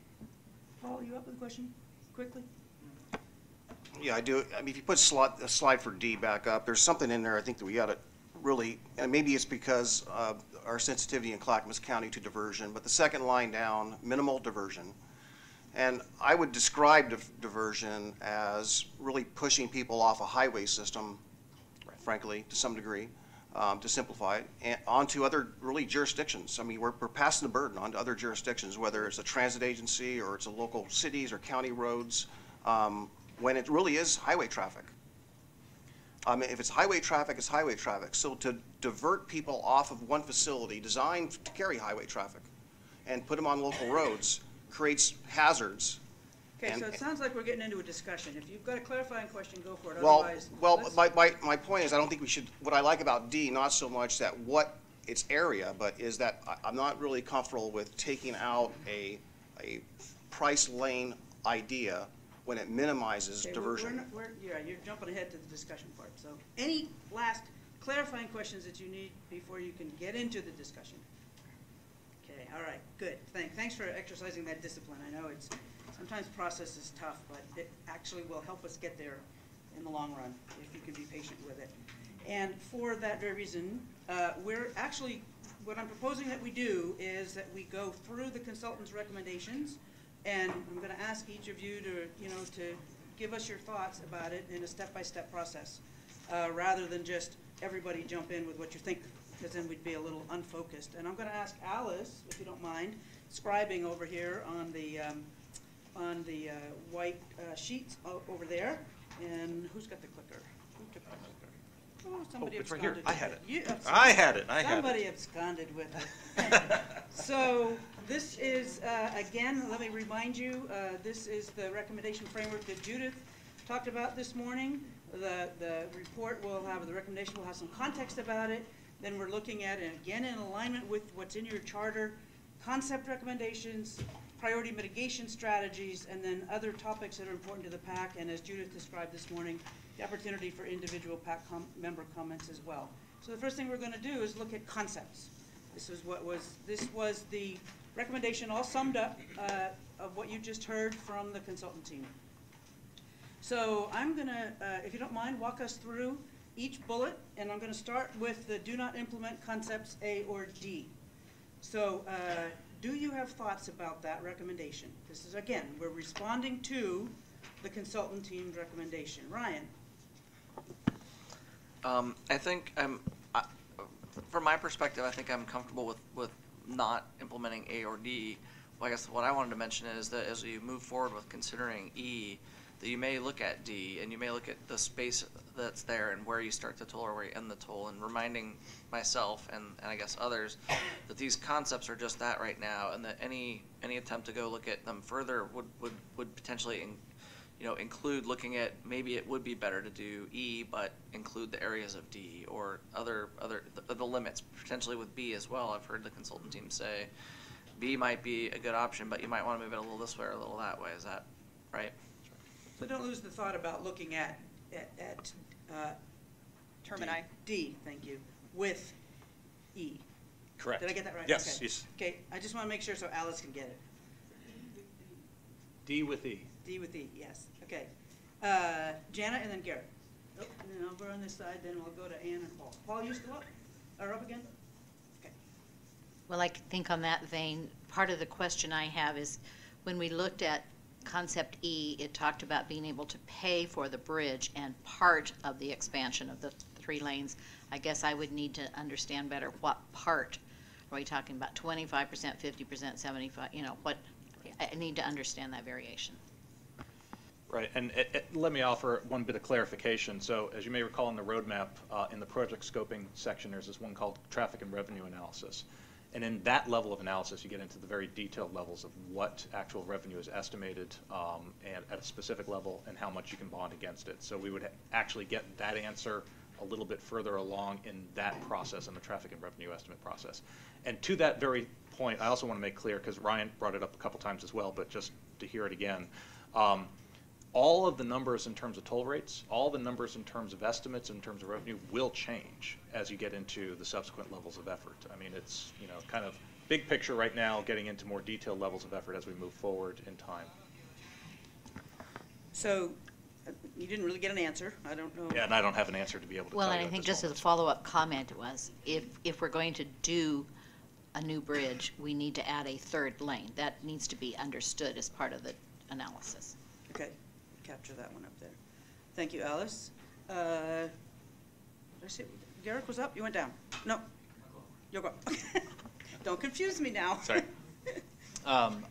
One thing that I see in here is the sort of strong performance of Concept C, tolling all road lanes on I-5 and 205. And so I guess as we move forward, if we're moving towards Concept B, I'm curious to hear a deeper exploration of how the project performance will inform the approach in Concept C. It just looks like under some of the initial evaluation, the tolling all lanes of both roads performs really highly. And I just want to see what that connection is between a successful pilot and Concept B and how that would you know, sort of improve. Okay, but I'm going to ask everybody right now, I'm only asking about A or D. Discipline here, folks, discipline. A or D. Okay, Ann and then Paul. I would like to keep D and E together, especially looking at who would be impacted, point of origin and destination. I don't think we got those numbers in the modeling. Okay, so you're suggesting keep D and E, okay? Paul? I'll try. So it's not so much that I want to discard A or D, or I am a proponent or A or D, but I'm not comfortable with discarding the price lane model, simply because it has the lowest amount of diversion. Diversion is bad. We already know it's dangerous. It passes the burden, and frankly, by Concept C, we're frankly creating a problem called diversion in a big, significant way. So it's a consequence that it's obviously going to take hundreds of millions of dollars to resolve that otherwise we wouldn't have to. And the low-income families and low-income communities are not impacted, or the least impacted, by a price lane. Okay, great, thank you. Phil, A or D? Just an observation related to A and D. It seems as though A and D are address that supply side more than the others, and it seems as though you know, that's needed. Now, I'm not saying not particularly with A and D, but you know, just looking at demand, and again, supply side, there's the transit piece which adds supply, which is important. But it seems as though the most effective supply side is some type of capacity on the highway portion as well. And that seems to be what exists in A and D and maybe is lost in, or not taken advantage of in the others. Just for clarification purposes, D is the only one that actually adds capacity. A does not add capacity. But let me make sure Alice has got that. A and D address the supply side more than others, and D adds capacity. Okay, all right. Anything else on A, on this implementing, do not implement concepts A or D? Any other thoughts on that? Support the idea. Support the idea. Okay, so there are some people in the room that would support that. Okay, all right. Well, we're not, yeah, okay, we're not really voting, we're getting initial, yeah, but if you'd like that. Okay. So those of you at the table that feel comfortable saying you would like to implement not implement concepts A or D, put your thumbs up, please, if you want to. And Judith, got? Yeah, and I see the notes about D, you know, the Yeah, links. okay. Yeah. Okay, Eileen? I would just say that I support not implementing concept A, but still D the other within comments about D and E. Yeah, okay, got it. Okay, all right, well then, that's the first one. The next one is a recommendation to do an initial implementation of concept B as a pilot pricing program and doing very significant performance monitoring to evaluate success. So thoughts about this recommendation from the consultant team? Everybody loves it, nobody? Oh, Ann and then Bernie. I would still like to see the modeling on point of origin, destination through the B. Okay. Did you get that? Or is she still writing the title? Point of origin, or origin destination on B. Okay, I didn't see the order there, just a bunch of them went up, so I'm just gonna go around this way. So I'm gonna go to Brendan. Does that, does the initial implementation of concept B mean that you would not further model C? Right. So in terms of subsequent levels of project development, Concept C could still exist in a regional planning context. So, RTP, Metro could be looking at that into the future as part of a regional, system plan. But in terms of getting into project scoping for traffic and revenue analysis, getting into NEPA analysis, any type of costs for deployment, all those would be confined to the context of it being Concept B. To Ryan's point earlier, however, the limits of Concept B could be, change as a part of that process. So, for example, it could expand a little bit, could contract a little bit, something along those lines. Ryan, are you having a conniption over there? You want Yeah, me to call on you out of order? I just wanted to respond a little bit to that, which is moving forward with B. I think we've heard loud and clear, and we've heard it from my commissioners as well. There's a strong interest in future planning, considering additional planning efforts around an expanded model, not just to C, but looking at other highways as well. And I think that planning effort, while it could happen concurrently, it wouldn't necessarily be a tolling level revenue. So, but understanding that broader model, I think, is something that we're going to be doing moving forward. And I think, as you recall, when we get to the other suggestions that they don't have to do with what concepts you recommend, you can also put that in that context of those other recommendations. Yeah. Okay, Bernie. Yeah, I guess one question I had about that is why, or consideration, I guess, is to look at the diversion at Lombard to Cornelius Pass Road, and whether you would extend the starting point of that toll farther north. Right, so that was that point. I mean, as you start getting into some of the detailed levels of understanding as to how traffic will interact with the localized system through, more micro-level type of traffic modeling, that would be the appropriate time to start really thinking through the limits as to, where you would start the program, where it could end. And it could even have, different starting and end points by direction, by northbound versus southbound. So, go ahead.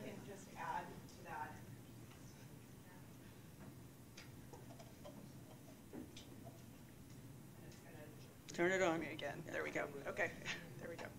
So the other thing is that it is very useful to hear those ideas, though, from the PAC, because the discussion right now will inform the recommendation to the OTC. So if there are those types of issues that are important to the PAC, even though they will be dealt with in a future stage of implementation, it's important to capture that now. So just to make that point. Okay, so, and I think Alice got it up there. You've got the consideration of Lombard? Yes, okay. All right, and Tony? Who are you pointing at? Thanks. So a couple things relative to B, but more generally, and I appreciate if you give me a little forbearance here. One is I'm just getting a little bit nervous about the lack of clarity or certainty in terms of reinvestment in transit. I'm hearing things about the model in terms of adequacy of transit to address diversion, for example. Not a lot about what kinds of investment would be required in transit adjacent to those areas to alleviate that, for example.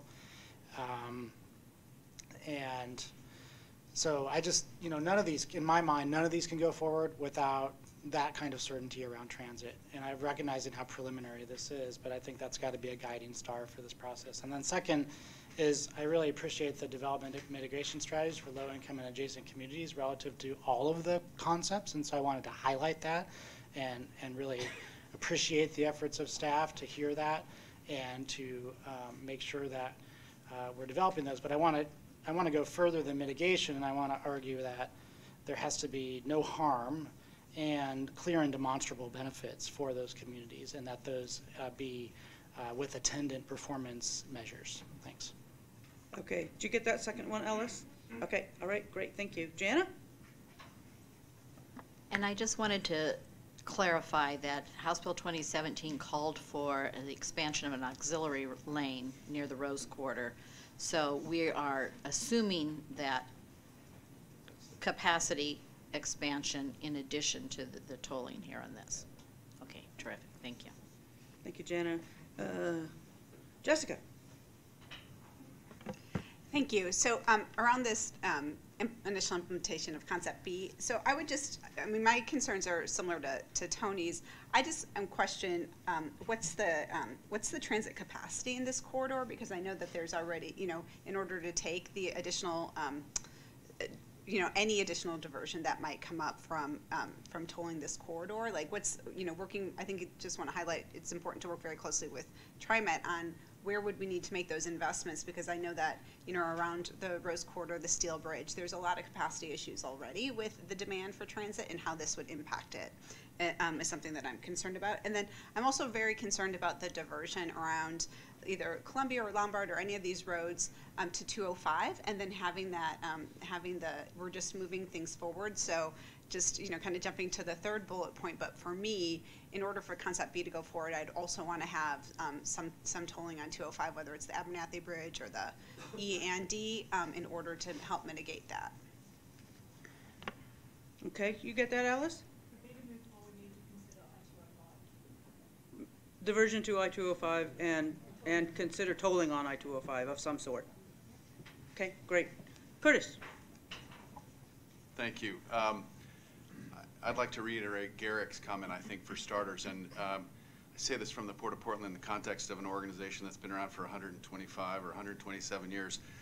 We like the long game, and starting with B and considering later E and C, it seems a bit reverse to me. And from the port perspective, the one described as having the greatest regional congestion reduction and travel time savings, enhanced jobs, access for Title VI and EJ communities is the way we should proceed in the context of Concept C, and then think about B and E as ways to get there. And so just in terms of how you think about this and where you start, I thought Garrick's point was a good one. Do you start with B and then hope things work out later for E and C, or do you think about what the longer term vision is? Give me the 20 or 30 year vision, and then let's talk about puzzle pieces to get there. Okay with that, Alice? Okay. Vivian. Thank you. I appreciate the conversation thus far. I've really grappled with the different concepts and having engaged with my communities, which largely reside in access jobs and other services east of 205.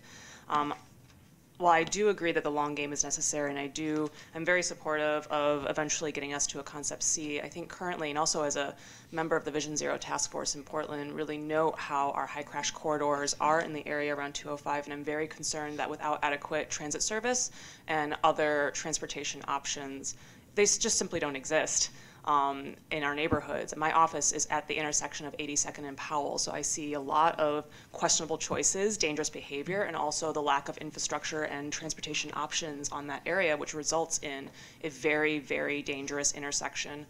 And so in speaking to my constituency, I'm going to be supportive of Concept B at this time, recognizing the various options that exist in that area, but also recognizing that we should be looking at Concept C as the eventual goal. Thank you. Thanks. Garrick, you back up?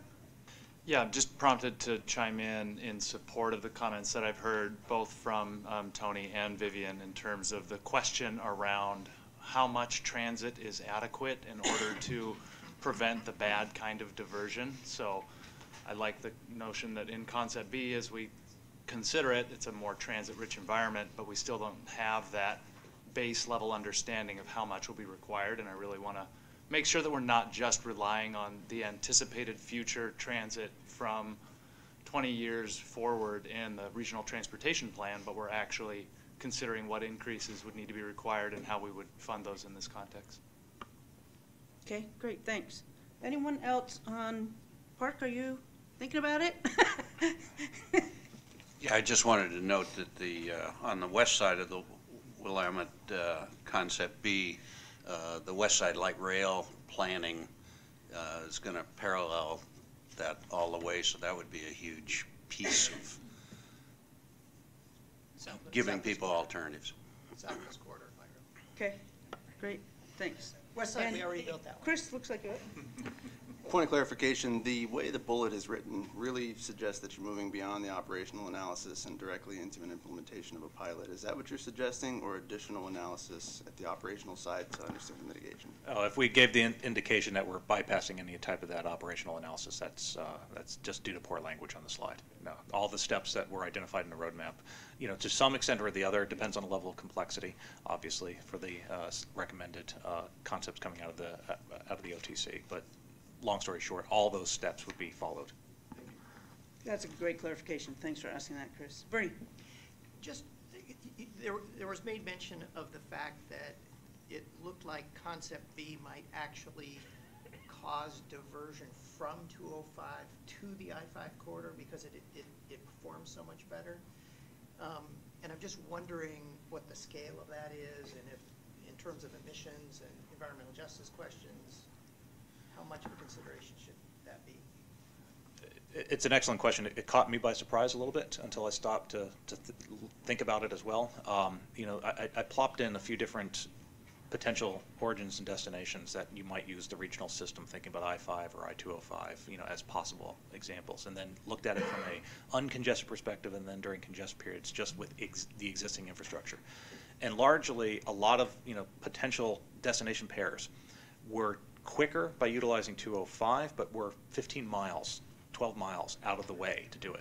So when you take out some of the congestion on I-5, then all of a sudden that mileage increase to take for that pair really comes into focus. And so that's where a lot of the understanding of diversion back to I-5 occurs from 205 from that scenario. So, But just in terms of scale, a couple percentage points or more than that? I can't remember on that. Chris? Okay, Yeah. so it's not a huge. No, it was very interesting to see, but a couple of percent. Okay. Okay, anything else on concept B? All right, I'm going to keep us going. And now we're going to move, and I think we've, oh no, we haven't talked about this. So this is consider implementation of concept E concurrent with concept B. And again, this is not saying let's do this. Implement doesn't mean let's go implement it. Implement means put this in your recommendations as to what to continue to study and analyze and get feedback on. Ryan? From a system management concept, I like this idea of being able to manage both corridors. We do it today with some signage around, just giving people information around which way is going to be potentially a faster route through the Portland metropolitan area. Being able to do it with a toll in one corridor or the other corridor, I think presents some challenges that are not things we couldn't overcome, but being able to have the opportunity to manage the corridor with two sets there, as well as hopefully generate some revenue to build a project on E, is attractive. So I like the idea of at least continuing to look at it. Garrett? I guess as I understand concept E, and maybe I'm wrong, so feel free to put a course correction on it, it is more the model of tolling to generate revenue and build infrastructure. And I think one of the things that I highly value in this process is that we're talking about congestion pricing as a tool to manage demand for the roadways and address the traffic challenges we face. And I really don't want to see our region getting into the habit of applying a toll on a facility in order to make it wider or bigger. And so I'm much more interested in demand management as the overarching principle that guides us, rather than using the revenue to build, you know, bigger and better automobile-oriented infrastructure. So I'm not supportive of moving forward with concept E. Okay, Paul? I do support keep that in the loop in the toolbox, so to speak, for consideration. So I'm supportive of that, and I think this is probably the best time of ever. Really, that we can't think that our population is static, and I think that knowing that our business community is going to grow just like our population community is going to grow, that if things are static, then comments about adding capacity, highway capacity, you know, have some merit. But they're not going to remain static. And the long game is really something that I think coming out of PAC meeting 3, towards the end, I thought we had some traction on having that dialogue continue, but that's not the case here. And as I read the material, it really talks about the goal. And the goal, as I stated several times here, the goal is reducing congestion. And as a result of that, I'm looking for ways that we don't spend so much taxpayer dollars on mitigating how low-income communities are impacted, so much money on, and I'm going to clarify this statement as I say this, on diversion and safety issues when we don't have to take those risks. And that's why using the other model of traffic being diverted with B, traffic being diverted from 205 over I-5 makes the case that people are willing to pay for congestion relief. So the priced lane concept, I think, is got some merit as well as this, but the diversion impacts and the impacts to low-income communities can be avoided substantially by not pricing all the lanes, price roadways. I think that is something that we are creating a problem that we don't need to create. Thank you. Janet? When we get into price lanes, we run into the restriction for freight throughput then, because most price lanes exclude heavy vehicles. And our concern in this discussion is to not make the delivery process or the throughput up I-5 or around I-205 worse with a price lane that excludes freight. Did you get that, Alice? Okay. Anyone else on consider E with concurrent with concept B? And Judith, where are you? I can't see you. You want a thumbs up on this one? No, I'm good with the conversation. Thank you. You're good with the conversation? Okay. All right. Okay. All right then. I'm going to move us on. So this recommendation from the consultant team is after assessing performance of the initial pricing project, assuming that it evaluates successfully, consider implementation of concept C in phases with the comprehensive system analysis. So we've talked about this a bit, but anybody want to reply specifically to this? Ryan? I like the idea of considering concept C further and sort of how do we phase that in, but I would actually say maybe larger than concept C. So looking at the entire system and the impacts, because I've heard from this group, you know, Phil was talking about, well, what about diversion over to 217, and what about, and I think having that more comprehensive look happening at the same time as we're moving forward with design is going to help inform not only the design of concept B, but also those puzzle pieces, as I think Curtis referred to them, of the what are those next steps in considering this as we move forward. So you would propose amending that to, instead of just consider implementation of concept C, consider implementation looking at the broader region, or concept C and looking at the broader region. I just want to be clear. That is the latter? Yeah, okay, all right. Others, yes. Thank you. I appreciate the recognition of the need for a comprehensive system analysis, but I would agree with Ryan that, and this may, I recognize that this is beyond the limits of what we're able to accomplish this year and making a recommendation to the OTC, but I think part of that recommendation needs to be that there needs to be continue a larger regional study of looking at the entire system as part of this process as we move forward. By the way, I really appreciate the roadmap that David provided that really shows to us and to everybody how long the road is going to be before we get to tolling and all the steps that will need to be gone through. So as part of that, beyond the purview of this group that was given us by the legislature this year, that study needs to continue with that more comprehensive view. We're very supportive, and I would like the language to be modified in a way to show that. So of this bullet, you'd like that to be modified? Okay. Yes, to indicate that it's a region-wide system analysis. Okay. All right. Paul. So. I'm sorry. So is that as part of the next phase, or is it future work? I guess when you say part of the next phase, it would be after the recommendation to the OTC, after the request to the Federal Highway Administration, but before the implementation of the Okay. Paul. So I do want to get back, so with respect to Jana's comments, I think the third bullet, E, and concurrent with B, addresses that, because I know that I-5 is important to truckers especially. But as far as concept C, I think that if you're going to include that, which again I think has the gravest impacts to safety on public roads or on local roads and to low-income communities, I have concerns about that. And I think just as the goal, if the goal is, as it's stated in this whole, all these materials, the goal is reducing congestion, to bring back option 4 for consideration. Because it had the most amount of congestion relief of anything that was studied. Okay, it took me a minute to figure out where you were, but I think I got it. Alice, do you have that? Did you get that? It has the most impact on diversion and safety, but it has the most promise for congestion relief, which is the goal. Yeah, I just want to say concepts, I just want to clarify that way on the notes up there. Concept C has the gravest impacts to safety on local roads and to low-income communities.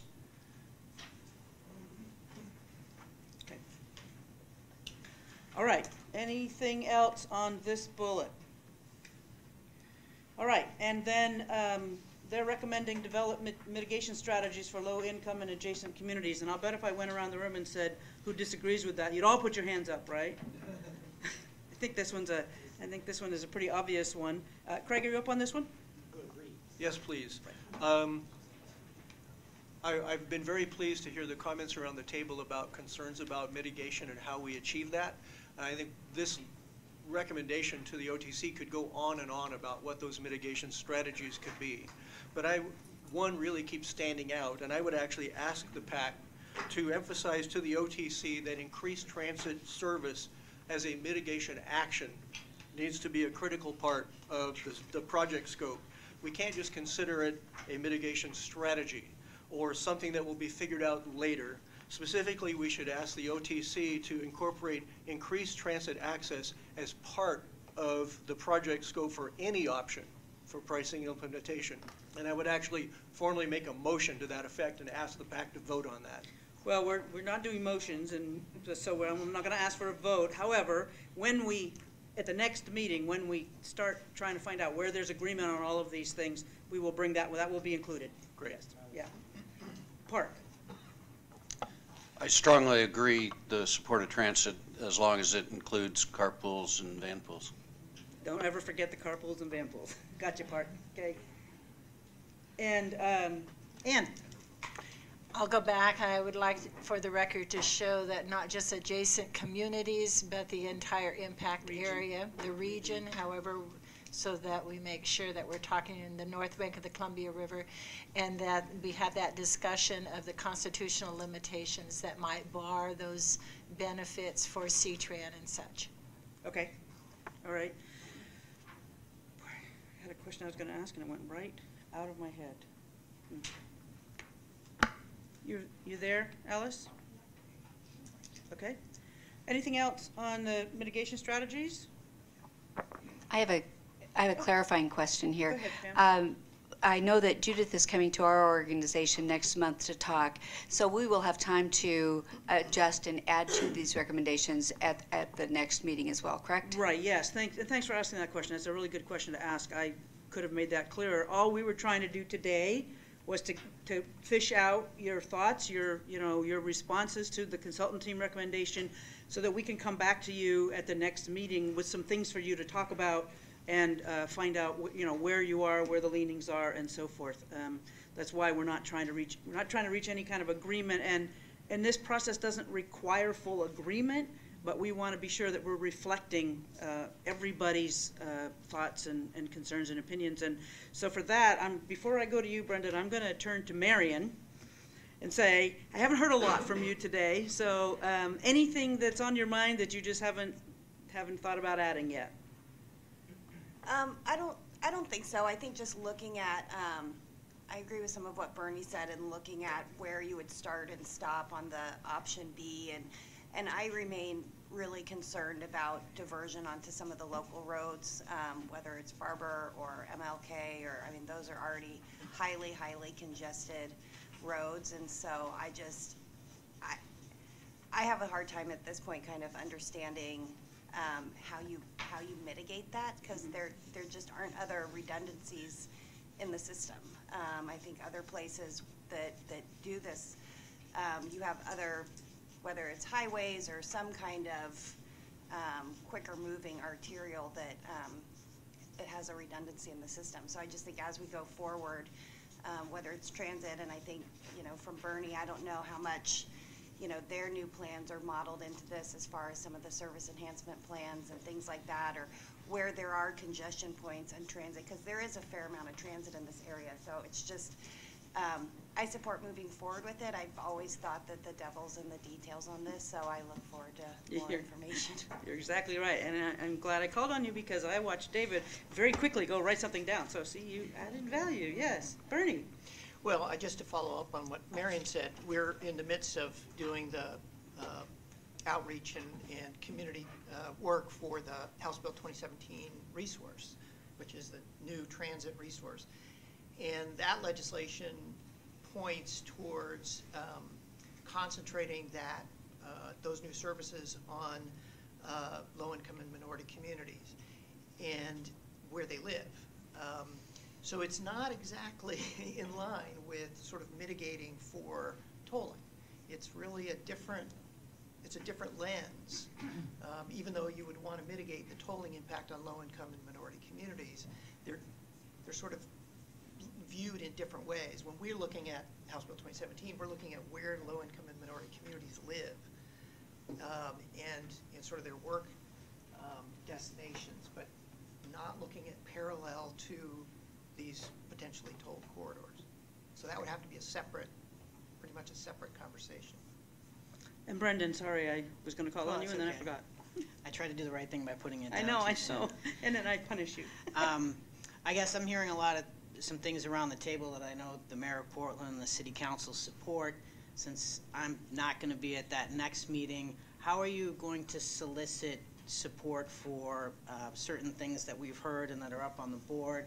Are you going to get communications, since I'm not going to be here and there's going to be someone else at the next meeting? Should we provide something to you in writing that talks about these concepts in particular? How should we take that next step as far as informing you on our various organizations and municipalities feel about these various things that have been brought up today? Judith, where's Judith? Do you have a thought on that? Yep. So we'll miss you. Thank you, Judith. I will be in touch with the staff at the City of Portland to find the best way to inform your other council members or else their staff, whatever they decide, whatever you guys decide is the best to do. And that's actually exactly how what we hope for in establishing a process like this, knowing that you get a lot of information today and you need to go back and talk to them. So last time, the policy advisors and chiefs of staff for the City of Portland Council, we have some councils from other cities, coordinating committees, some of you individually. So we'll continue to do that, and that's going to be a priority. It's your recommendations. We're not there to say what the recommendation must be, but to help you.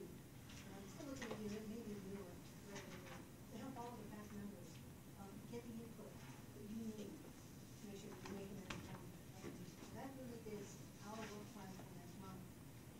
So if you haven't heard from us yet, you will. That's what that's for. So Thanks, Judith. Yeah, you got an answer. Okay. Yep. Good. Okay. All right. Well, I don't want us to think that we're done. I see people starting to shuffle, and we did have this other issues important to the PAC kind of category, and as Judith said earlier this morning, we seeded it with the things that we have heard pretty regularly. This need for this future system-wide pricing analysis, the need to add capacity, transit and roadways, and that uses of revenue should be specified. Are there other they're not concepts and they're not mitigation, but other things that you think could be added to your recommendations as advice to the commission? Or do you think these three get to them along with everything that you've given us today? Some of the things that I heard today I thought might either be specific to a concept and or might more better show up here in the other issues. So we'll do our best to kind of make sure we've got things in the right place. And I see the cards go up. Great. And I'm going to start to my left with Paul. So I really don't see anything up there I disagree with on that slide there. So I think it'd be great to really study all those. I really, just getting back to what we talked about here as a long game, I do want to talk about, we need to consider the fact that our population is growing. If the numbers are accurate, in 10 years we're going to have another 500,000 people, plus or minus. Don't know what that is.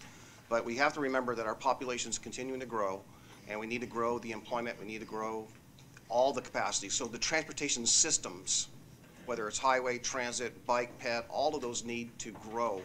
And we need to figure out what the right mixture is. We know that there's going to be a certain population that will always drive a car, whether it's electric or otherwise.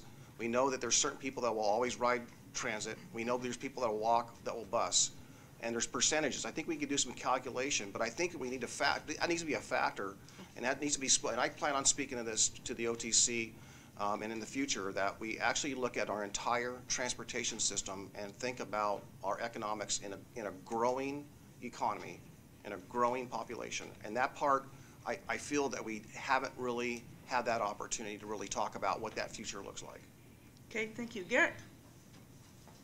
Yeah, just responding to this final slide, I think we need to increase transit on our freeways where we don't have much, if any, service in some places, but I don't think this accurately portrays the intent that I have been trying to express around the PAC table, which is we need to also increase transit in the corridors where congestion pricing would be in effect. So it doesn't live in a sub-bullet under freeway capacity. It is a standalone priority in a corridor-based approach. So whether that's on a freeway or on an adjacent street, I think we should talk more about increasing transit overall.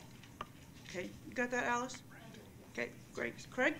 Thank you. I agree with the philosophy behind the statements here on this slide, but the first bullet there under the need for system-wide analysis, I understand what that means, but in the interest of clarity to ourselves and to the people around us, I think we need to identify that we're not just interested in money. We're talking about system-wide operations. How do we make the system operate better, not just pricing? I understand what that means there, but I think to make it clear to other people or to everyone, that we need to understand how we're evaluating how to make operations better. Great, thank you. Jessica? Thank you. I'm sorry, Chris.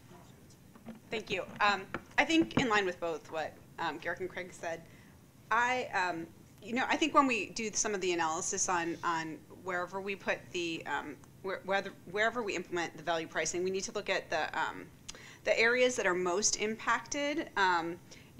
With arterial roads, with other street roads, and work regionally, work systematically to make sure that we're identifying those projects, and working with our partners to prioritize funding for those projects in terms of their planning and funding, whether it be transit projects or whether it's safety improvements along those roads to help with some of the increased capacity or increased traffic because of the diversion.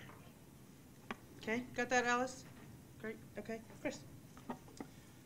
So I'm going to try and frame 2 or 3 quick comments based upon what we've heard over the last few months from many of the Washington residents. And so I guess first, I like all 3 bullets. I think 2 and 3 really capture a lot of the things that we've been hearing. The first one, though, it raises a question because, frankly, I think we've heard that from the Washington residents also. And they see that as kind of more a system-wide approach, and they would probably wonder why then you would need Concept C, because isn't that part of the overall future system-wide pricing and analysis? All of those authorities lie with the OTC already, and so the real question becomes, is this really any different? And in some ways, they see Concept C as probably a more directed analysis than what the system will do. Okay, thanks. Phil? Thank you. Just want to really echo Garrick's comment. That second bullet, need to add freeway capacity. It seems as though it is about the capacity. And to narrowly focus in that statement on freeway just feeds into some of the tugging and pulling that goes on between that whole topic, and it is about the capacity and what is best suited for this region. Okay, So you got that's- that, Alice? Can I just clarify one? Go ahead. That's kind of a mistake. It started that way, and then we said, really, it should just say roadway and transit, and we collectively take that form. So we share that vision, is what I want to say. But it's really about Judith, roadway and Mike, transit. Mike, please, sorry. So we have to just want to say that as a project team, we have tried to make that change when we got to the freeway, because we did hear it was about system capacities. So I just wanted to say, since you both spoke to it. Thank you. And did you get what you needed, Alice, or did you? I got Judith's clarifying point about this being system capacities as opposed to just freeway capacities. Did I miss a point from Well, again, the distinction, it's capacity, right? And it's that capacity comes in many forms. It's the capacity that's the issue, and how is that best addressed given the region, right, and the state needs. So. Great. Ann? And with that future analysis, let's make sure that we don't have that the I-5 bridge replacement project is a part of that analysis. Okay. I'm giving Alice just a moment to catch up here. Pam? And this may be obvious, but I think that I'd like to see embedded in this is that we continue to get public input, that's part of the process as we move forward with each and every step. Okay. And that puts me in mind, I think somewhere along the way, I heard somebody make a big comment about transparency, and I think. Same thing. Yes, right, I think that, yeah, okay, all right. Yes? As one of the 3 people from north of the Columbia River that are sitting on this 25-member committee, I just want to say, without probably having you roll your eyes, that 70,000 people commute from Southwest Washington on these freeways, and they pay Oregon income tax. And so I would like to also add the concept that we have some financial mitigation for those commuters that already pay Oregon income tax but don't get the benefit, quite the benefit. And even if it isn't a total mitigation of, the congestion pricing or tolls that they pay on these roads, some ability to be able to financially mitigate their commute. Okay. I'm watching Alice to make sure she got that. Marion, yay. This is maybe kind of a question, but also a comment. When we're looking at future pricing, and even as we dig deeper into this one, we've talked about, and I know Commissioner Vega-Peterson has raised it a few times, that we're looking at what's in the RTP and sort of plans within this region. Are we also taking into account other growth potentially statewide and what's happening in freight movement outside of this region and how that may impact? Because I know when the joint committee was going around to different areas in the state before the last package, no matter where you were, whether it was Eastern Oregon or Southern Oregon, the congestion in the Portland area was the problem for those businesses and moving goods. So is what's happening in growth projections outside of this region being taken into account, given that it's still got to flow through here? I think it ought to. So, question or Do we have an answer to comment? that, or is that just do we just want to take that as a comment at this point? Unless.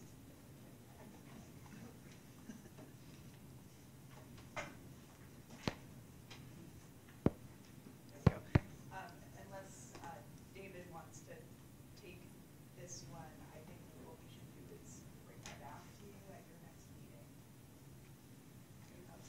Yeah, I just wrote down in terms of the consideration of the interstate flows, and as well as large regional traffic as well. So. Correct. Okay. All right. Anyone else? Anything else on additional other issues important to the pack? Okay. Anyone else have anything to add that you forgot or just occurred to you?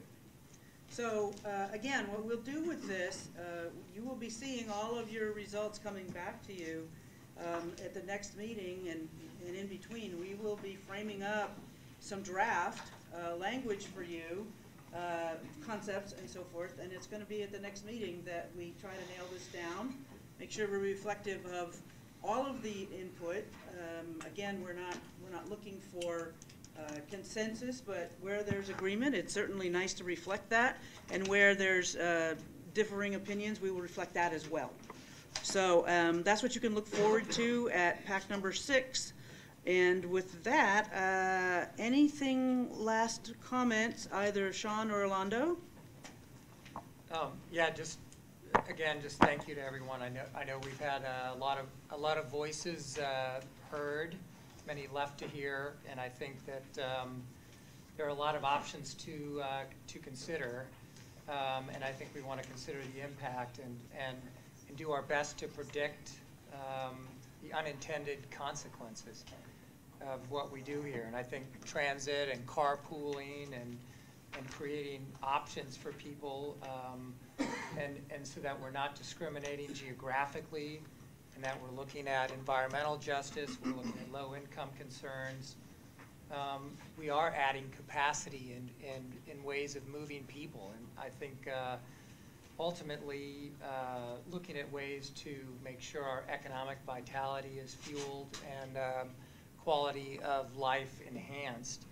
But this doesn't come cheaply. All of it costs money and investment. We still look to make it a user fee-based system that those who benefit from the roads are paying into it. And I think that's fundamentally the direction that we continue to look at. And I think from our learnings, I think the Commission is probably going to look at a bigger picture and where do we go in the long run, and trying to define what it is we want to do and then what steps we need to take to get there. But no option here is easy, nor is it inexpensive. And I think no matter what we do, we're not going to have enough money or enough resources to pay our way out of congestion, given our rate of population growth. So again, I do appreciate the input and the time and the consideration and really just the points of view that have been represented here from those who came and took time out of their day or took time off to raise it. Greatly appreciated. And lastly, Brendan, it's been great working with you in your capacity with the city, and we look forward, I think we generally look forward to working with you in your new capacity in the governor's office, so congratulations.